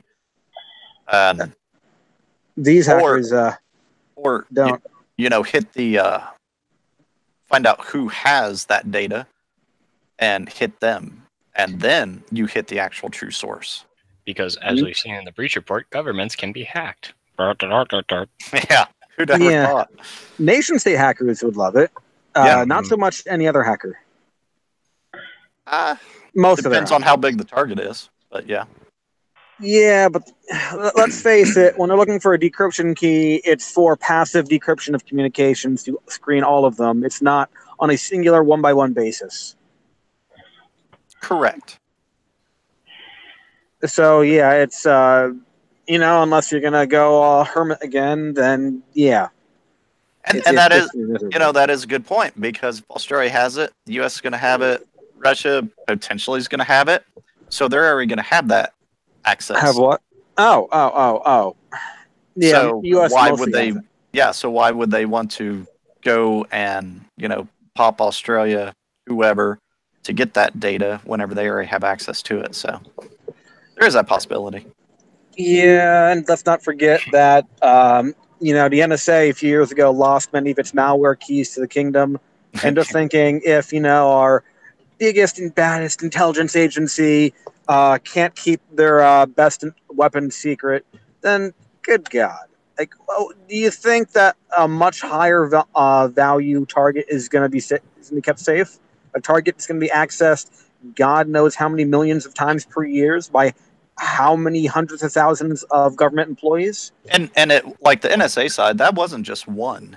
I mean, even the first one got out, so it was public, but it was found on other systems too. Oh yeah, my understanding is it was on yeah. one of the relay boxes. Yes. Yeah. Yep. That. I don't know. I mean, operationally, I understand why they have those boxes, but this is a liability, and they screwed up big time. Yep. Okay, next up on further reading. So I am definitely a fan of the obviously GUI-based sandboxes, but the ones that also paint you a picture faster. And so two that I like, app.sndbox, so app.sandbox.com. And then also, I probably like this one just a little bit more, just in data and information that it gives, but a little less because they only let you run it against a Windows 7 32-bit OS. But any .run is awesome. And to most malware, most things are made to execute within a 32-bit environment perfectly fine. And we'll go Windows 7, Windows 10, all the way, the full gambit. So it's still pertinent, running the sandbox Windows 7 32-bit. But I really, really do like that one. It will show every hook that's being made into the registry, and it takes you step by step. So and you can live interface with it. That's benefit of that over like the sandbox one I previously mentioned. You can live interface. So your executable, whatever is detonated in there, and say it brings up a Word document. If the malware actually needs other steps to be manually performed by a user, you can still perform those steps and be able to fully detonate the malware. If it's, a 5-minute trigger, you're not necessarily going to get that because it only runs for like a minute or so. So you're not going to get a 5-minute trigger where it pauses and then enables and runs after 5 minutes. But if it's something that's more of a live action, say it pauses for 30 seconds, you'll still be able to get that, capture it, and be able to see the full output of what it's doing. And it gives it to you in a very nice, interface. Like the process will show what DLL is being called, if it spawns other process. Just full all the way down. So highly encourage you guys, check those out. They are on the show notes here. And then next up here, I think somebody else added the next few. Maybe AP. What's that? The VLC I already showed you. Okay. Did you add the IntelliGo? Yeah, I added IntelliGo. Yeah. Okay. What they're doing is real-time, constant background checks for employees. So it's not just a one-time thing. They do it like once a week, twice a week, once a month. And it's just ongoing background checks on people. So when they do something, you show up in a police record or a police blotter or, other things like that. It's like, whoop, whoop, whoop, whoop.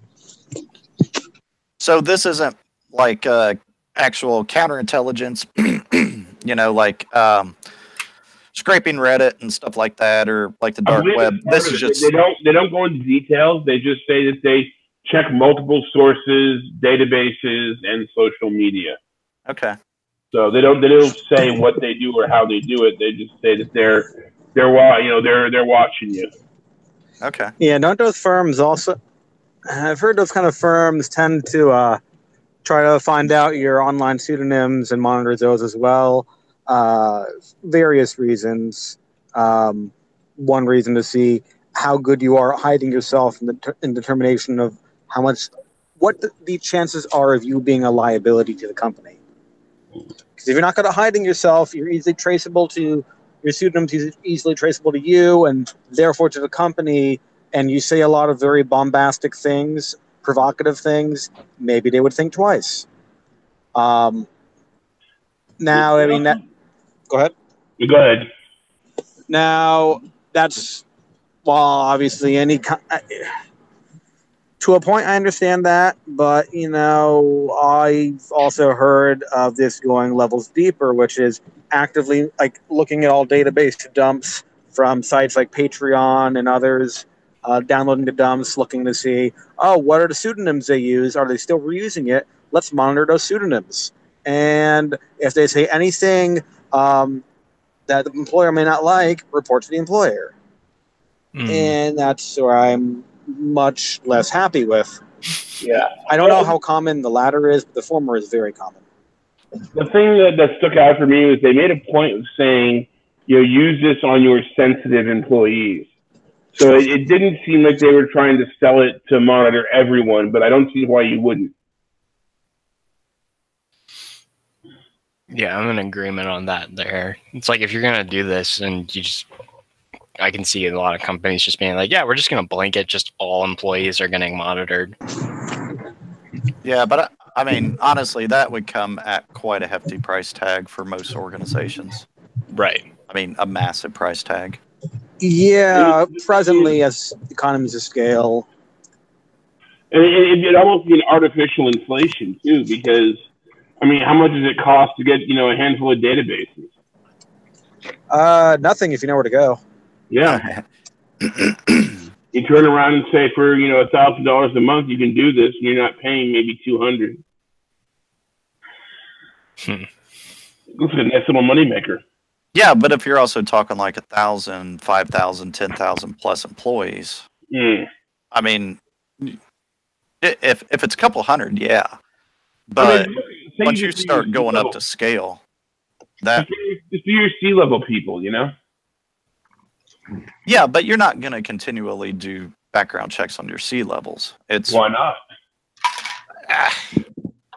Because they're so scrutinized and seen anyway. You're going to see most of that either in performance or something before they're ever arrested, type of thing, or in the news. Again, well, forget arresting. I mean, like you were saying earlier, what if it's monitoring your social habits? What if they find you an alt-sex furry yif? What if they find your name showing up there in Usenet? Yeah, it could be. Yeah, it's one thing if you're going to look for arrest records, like, got blackout drunk and trashed a sports bar, but, if they find you writing, Harry Potter reverse engineering fan fiction, or something. Yeah. Don't forget, we live in a very, very sensitive era where you can lose your job for making a dongle joke. Yeah, and though that's dongle. I try to study the economics of data and the whole industry, and it does make me concerned. Because over time, acquisition of any data point usually gets cheaper and cheaper and cheaper, and what companies do with the data is often restricted by how much they have to pay. So, I do worry. Like right now, while such a practice of monitoring employees, trying to do everything they can to find out their employees' online pseudonyms and monitoring them, select handful of businesses, and the depth is sometimes questionable. But it's very possible the future could result in this data becoming more widely available and more widely used and a lot cheaper. I've heard people saying that they go in for job interviews and they ask them to, what is your online handle? What is your Facebook account name? Oh, yeah, my handle is none, N-O-N-E, of your fucking business. Yeah. Well, I guess, and the thing is they can turn around and say, well, you are N-O-T having a J-O-B here. Great. Thank you for giving me the heads up. And I'm glad you're transparent, because now I know to never ever apply here ever again. Absolutely. Yeah. Although, that could eventually turn into the whole 6-month temp to fire thing. I get a lot of those every week. It's like, yeah, we got this great job. You're a perfect fit. And I'm like, yeah, it looks good. And so it's a 6-month temp to hire. Bye. So, sorry, what was that 6-month thing? We promise you'll get picked up. And I'm like, no, you don't. It's a contract position for 6 months. At the end of 6 months, you'll be converted to a full-time employee. I'm like, yes, you converted to suck my ass. No, not all of those are bad. I mean, yeah, some of them are. You can usually get a pretty good feel for it when you actually hit the interview phase of here's what they want. Because I've worked a couple of those and I've been converted on a couple of those, so it does happen. I'm not saying it doesn't happen, but the thing is, it's a warning sign. It's one of those things you have to be very cautious for when you go into it and look out for the warning signs. Yeah, it could be easy to miss if you don't know what you're looking for. We're going to offer you $65,000 a year. We want you to relocate to San Francisco for a 6-month temp contract, and then maybe we'll hire you at the end of 6 months. And I'm like, right. Companies expect people to do this. They expect you to pack up and move to another city on a contingency maybe. It's like, ew, no. Yeah. I'm definitely going to be interested to see like what their price point looks like. Because just from the technical side, scraping, databasing, whenever you're like, if you're doing a deep dive on an employee, you're going through 200 to 300 different reference points, sites. You're scraping all those sites against one employee. You're finding aliases that they're utilizing, digging through, because it's not only computer based. You're getting human eyes on it to validate what is and what isn't. You're gonna get false positives up the wazoo. So my only frame of reference, it's pricey.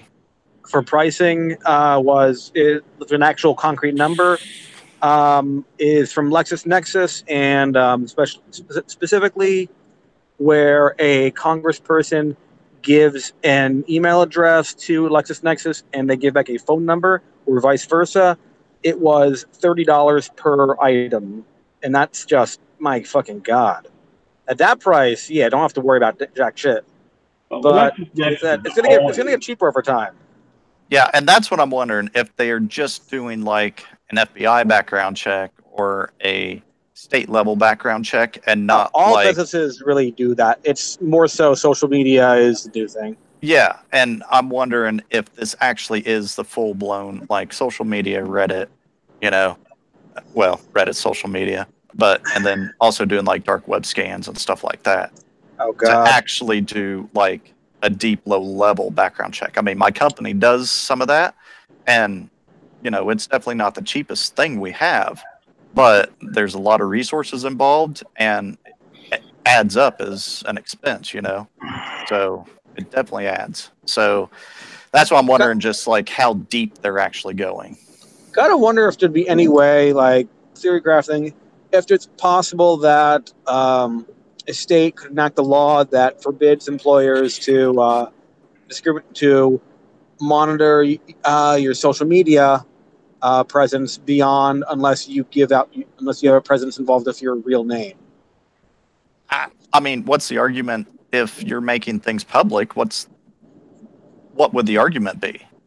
Well, that's you're the question. Putting things open out onto a free open internet, and if an employer's looking at those things that are out on a free open internet that anybody can get to, then I don't know what type of argument they would have.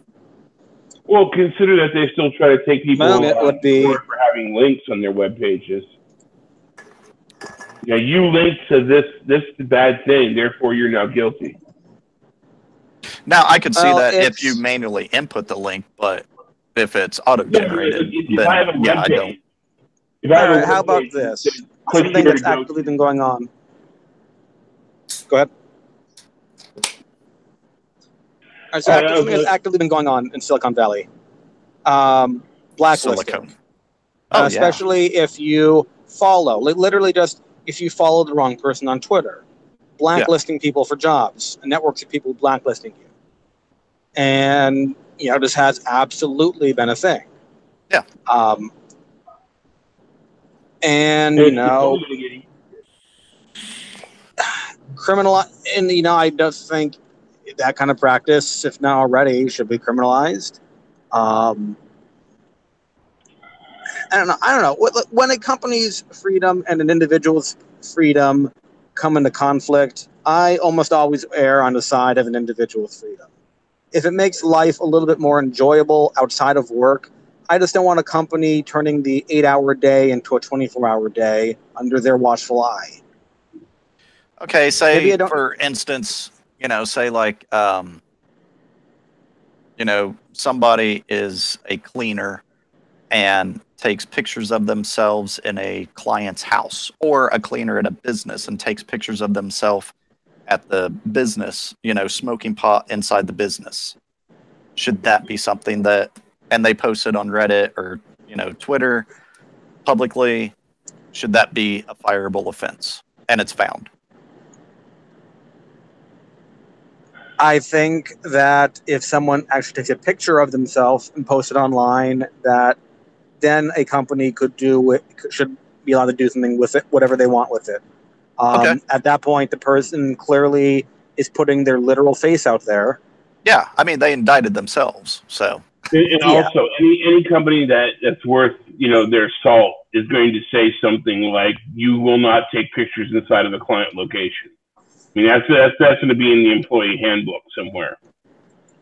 Yeah, my argument's more so if Johnny Depp fan 277 or Johnny Depp fan 420 is online, that a company shouldn't, and the person never posts their real name, never posts their address, maybe posts like their location, like roughly their city, or they were at this bar last night, or makes vague, broad complaints about work without mentioning the name of the employer, then, I don't think that should be something that's worthy of being doxxed over and fired. Yeah, and I can definitely see that. And a lot of the time, at least in my experience, from what I understand, that either does not go to the client, or if it's, kind of questionable and were to go to the client, it'd be up to the client to decide what they want to do with the information. Whether they didn't feel it was a strong enough case or an argument, or a low enough infraction, And don't forget, we still live in a right-to-work world. Yeah. So an employer could find that, terminate you, and they have no obligation to tell you that was the reason why they did it. In most states, Ohio is one of them. Is one of what? A right to work. Not all states are right to work. Okay. Yeah. I get to see working when that isn't. So yeah, that's good to know. I didn't know that. Yeah. I've always seen a right to work clause in every contract I've ever signed. Yeah. So they can see you're a Red Sox fan. Okay, yeah, we're gonna shit can this guy. You're terminated. Why? We don't have to say. Because you work for the New York Yankees. Yeah. The thing is, this kind of research is only going to get easier to do. It's only going to get easier, faster, and cheaper. And to the point where it's like, hey, you're 52 years old, male, and single. Why are you a fan of Sex and the City? I don't know if I want you working here. You're a 52-year-old male that's into anime. Why are you into children's cartoons? Yeah. Is there you have a bit of too much affiliation of children that we should probably fire you over? And the thing is, to protect themselves, they would never say that. They would just say, hey, this guy's beating at the Japanese cartoons, terminate him. Yeah. And, I if it would be required, or if such a law would be put in place to forbid firing people over social media posts that it is clear they did not intend to make personally identifiable and did not contain any proprietary information about the company or clients, would it also have to be required to change right to work laws where they would have to at least state why they fired you? How about this? No. If I'm going to be held to company standards 24 hours a day, then I want to be paid 24 hours a day. If I have to behave as if I'm in my office doing work every hour of my day, when then I don't have any private time. I don't have my own time. I can't do my own thing. Then you're going to pay me for those hours.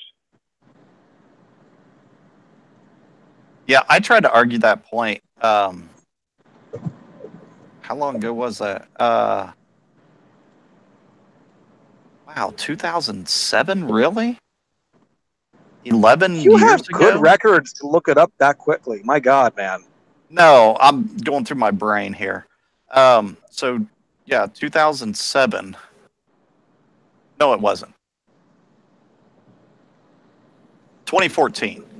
So, between like the 2012 to 2014 range, I was IT manager, and my direct boss wanted 24/7 on call.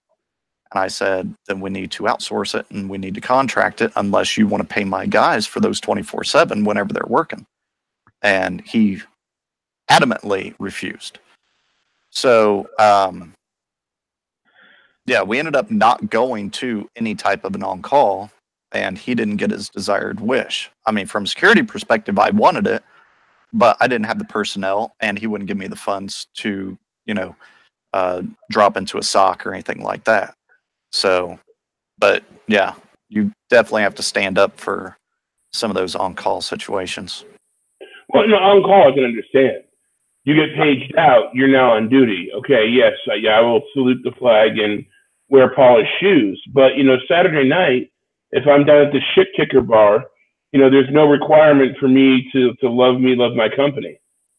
And if they want that 24/7, then they'll pay for it. Then Yeah, it's a fair argument. If you want control over my mind, body, and work 24 hours a day, then you pay for it. If you want it for 8 hours a day, you pay for it. yeah. I mean, because even with it being on call, you have to take your laptop with you everywhere. Sure. You have to have a hotspot with you everywhere. You cannot be drunk ever. I mean, you can't. Which means if you have a 22, 23-year-old, whatever age, my experience was with some of the younger guys, but they like to go out on the weekends. And you can't have that. Yeah, you get the green weed. You have to be fully level-headed to be able to do your job because you never know when you're going to have to do your job. Yep. I lived many a year like that in Manhattan. Yep. Many a year. I didn't get to go out on the weekends, or I would go to a bar and sit there and drink Coke and eat pretzels, while everyone else got faced. Because at any second my pager could go off. I've been there, done that. Pagers. Man, I miss pagers. You get paid for that. You get paid the on-call time. Exactly. And I even threw up. I even threw out there whenever he wanted a 24/7 on-call rotation. I even threw out there, okay, like they would be okay with getting paid even half rate. But it's still time that's being taken away because there's things that they cannot do. Mm-hmm. You cannot go camping out in the freaking wilderness. There's a lot of stuff you cannot do. And so even at half rate, they wouldn't accept that. So, oh well. Pagers are making a comeback. That would be awesome. I'm telling you, I've been looking into this because I've got some old pagers that I wanted to get reactivated, and the protocols have changed. But I'm still seeing a lot of people that are using them just from a security point of view. Oh, really? Yeah. Cell phones being hacked and apps stealing your data and all that. That shit doesn't happen on a 10-digit pager. True. Now, yes, you can hang an RF hack, out the window and pick up pager frequencies, but what does 127494 mean to you? Right? Yeah. But to me, I know that means first 3 digits mean report the client, second 3 digits mean the client number, and I'm in my car going down the road, Nice. That's not too that's not bad coming from the guy who hates Wi-Fi, so. Yeah. Well, this is not Wi-Fi. This is not sharing your life secrets. This is not doing. You're not doing online banking with a pager. Exactly. Okay, you're getting a signal. You're getting a string. Maybe it's even a 10. Let's go ape shit wild, like my old Motorola advisor. And I get a message that says, report to office. Ding ding ding ding. Okay, what the hell does that mean to somebody who intercepts it? Nothing. Now, what is you're sitting there paying your cable bill on your cell phone in the middle of a Starbucks on a Wi-Fi that's been owned by some 2600 reader. Oopsie. 2600 reader. And I'm not down in 2600. I'm not either. But I mean, you don't want some DeVry graduate with a Wi-Fi pineapple, sitting over there with this Chocodicacino latte, sitting there seeing all the shit that you're doing. Yeah. But I think 2600 is cool. But there are also so many people, because it's not qualified. There are just anybody and everybody in some of the 2600 groups. Oh yeah, no. I'm not down with 2600. Some of the guys on there out there with these guys. But what I'm saying is that anybody who reads a technology magazine can go online, go onto Hack5, buy a Wi-Fi pineapple, and start shooting goatsy at everybody at Starbucks. I mean, that's not going to happen with a pager. Yeah. But that's the guys who learn it. There's a lot of guys on there that are like, hey guys, how do I hack stuff? Yeah. We get that shit on Facebook. It's so funny. Oh, God. Reminds me of an 8-year-old I saw Googling that. Some of the anonymous pages that I hang out in, Hey, everybody, how do I hack my girlfriend's Facebook? Well, first you start by going down to Harbor Freight, and you get a crowbar. You put the crowbar between your shoulder and your ear, and you pry your head out of your ass and stop doing stupid shit. Yeah, I've said that to people. I won't say the easier way publicly. Sure, I will. You have your cell phone. Whenever she's logging into her phone, you take your cell phone and put it on video, and you press the record button. And then when she's logging into her phone, you walk behind her. Oh, look, now you can log into the phone. And now once you've logged into the phone, now you go to Facebook. Not even hacking. Barely social engineering. Yeah. That's like all these people at sports venues and restaurants and everywhere else who use their phones, and they just like log into their phone right there. Oh. And, and it's like, I just saw 15 people's different pins.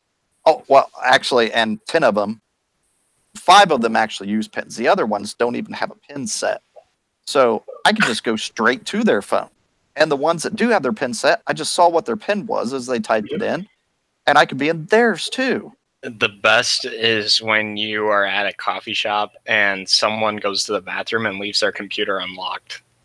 No crap. And they really trust people. I got one better than that. Like, what you're at a restaurant, okay? You're at like your Chuck E. Cheese or your Dave and Buster's or whatever, and they're using the old POSAG-based pucks to call people when their tables are ready. Yeah. And you send out the signal that trips off every one of them at once.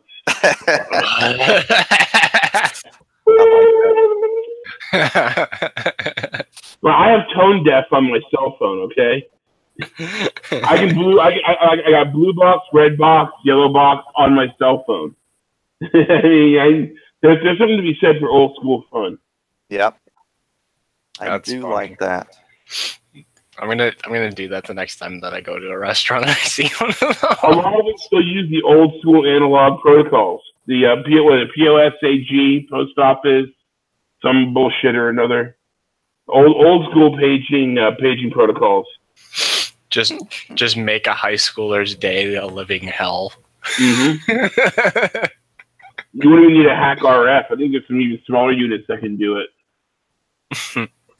That's hilarious. Nice.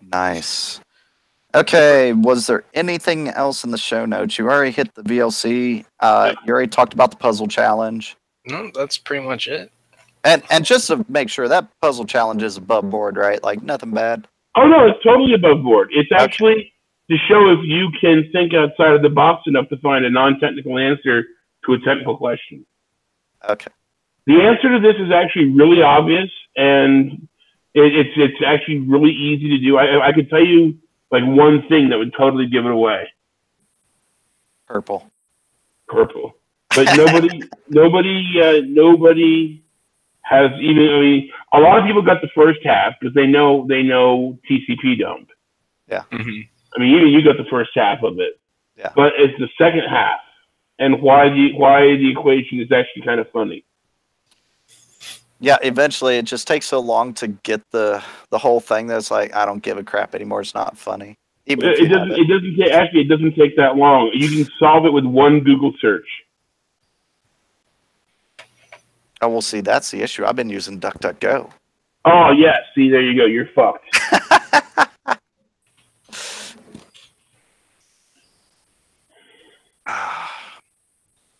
Would you like me to do the big reveal?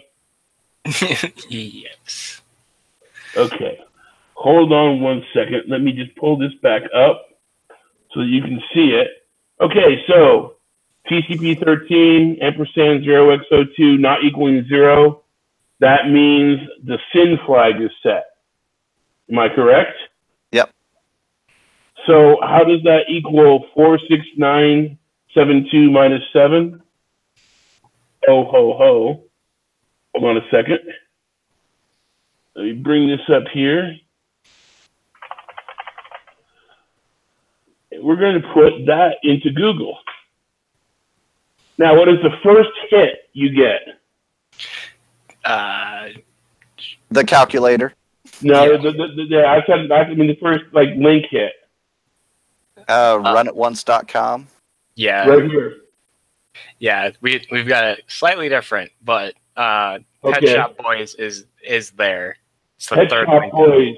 Oh, the Pet Shop. Because that number, if you look here, click on that, and then we'll do a find for that number. You'll find 46972 is the release number for the CD actually. And track 7 is a song called It's a Sin. Oh, damn it. God damn it. That sucks. That's almost funny. Like right when I saw the track number, I'm like, that's it. It's a sin. So this is a test I give people to see if they can think outside the box and beyond technical when they're trying to research something. Nope, I can't. Screw that. You probably can't tell what this is either. It's a bug on moldy cheese. That is the inside of my keyboard. Oh! The big white thing is cat hair. Oh yeah, you just ordered that microscope, didn't you? Yeah, the little black things are beard hairs. You don't want to know what the rest of it is. Oh God. Yeah, you should have a hazmat crew come in. Totally. I just ate. So did I. That's why it looks like this. That right there is a salt crystal. Up there in the top corner, that's a salt crystal. What did you eat? Gallons and gallons of semen or something? You know, back when I worked in a certain location, we used to have a game we played where we would go to a client site and lay out a handkerchief and knock their keyboards upside down and guess what they were eating. It's like, yeah, this is an M&M shell and this is a peanut shell and so on and so on. And then it's the peanut. Why is it oozing? Ugh. Well, it's not oozing per se. It did ooze a little bit at first, then it dried. This is the letter A off of the Alt key on my keyboard. Nice. You can have a lot of fun with these microscopes. You know what that is? The end of the universe? That is a drop of pizza sauce on a stainless steel knife. Ugh, gross. Looks like a gateway to hell. That's the stainless steel knife. Actually, after you wipe it off. Huh. It actually shows the pitting and everything. Cool. That you seen one of these connectors before? That's a ribbon cable. Hmm. Comes in handy when you're trying to assemble those project kits. Yeah. For doing some of the hardware-based stuff, I could definitely see that as a benefit. And this thing is like $20. Yeah. On Amazon. That could be very cool. Like even down to like Raspberry Pis and Arduino boards and stuff like that. Like that's an ingrown hair. That is not an ingrown hair. It is an ingrown hair. That's an ingrown hair on my left arm. Oh, that's disgusting. And demonetized. And that is what my palms look like. Your thongs? Palm. As in hairy palms. Ew, you have hairy palms? No. I just thought I'd say that to freak you out. As I'm like looking at my palms, like I'm pretty sure I don't have any hair. I just did the exact same thing. I'm like, what the fuck? And now this is the conspiracy theory. You can see if the world is going to end from a comet hitting the Earth, and this comet is inside of the eyeball of the all-seeing eye of a dollar bill. That's deep.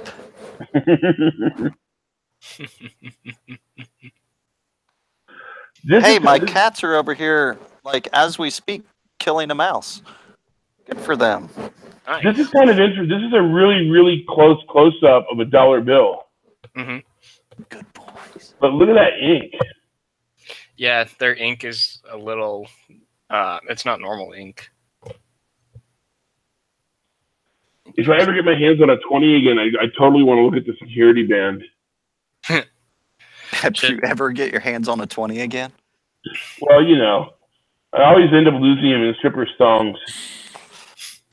20? What? This is a knife I have, kitchen knife. You can see where it's been fucked up. Yeah. You need to resharpen that thing. Yeah. My keyboard. I actually had somebody look at that and they offered to buy me a new keyboard. Well, if we don't have anything else in the show notes, I can take us off live. Yeah, we're just down to entertaining ourselves now. All right. Well, and everyone else. Hey, and before you go, there's one important thing you got to remember. And remember, folks, there is no just someone else's computer. I couldn't even make out what the hell he was saying. Really? Yeah, it's coming through speakers. Okay. Yeah. There is no cloud, just somebody else's computer. Okay. That's right. Yes. All right, audience next week. All right.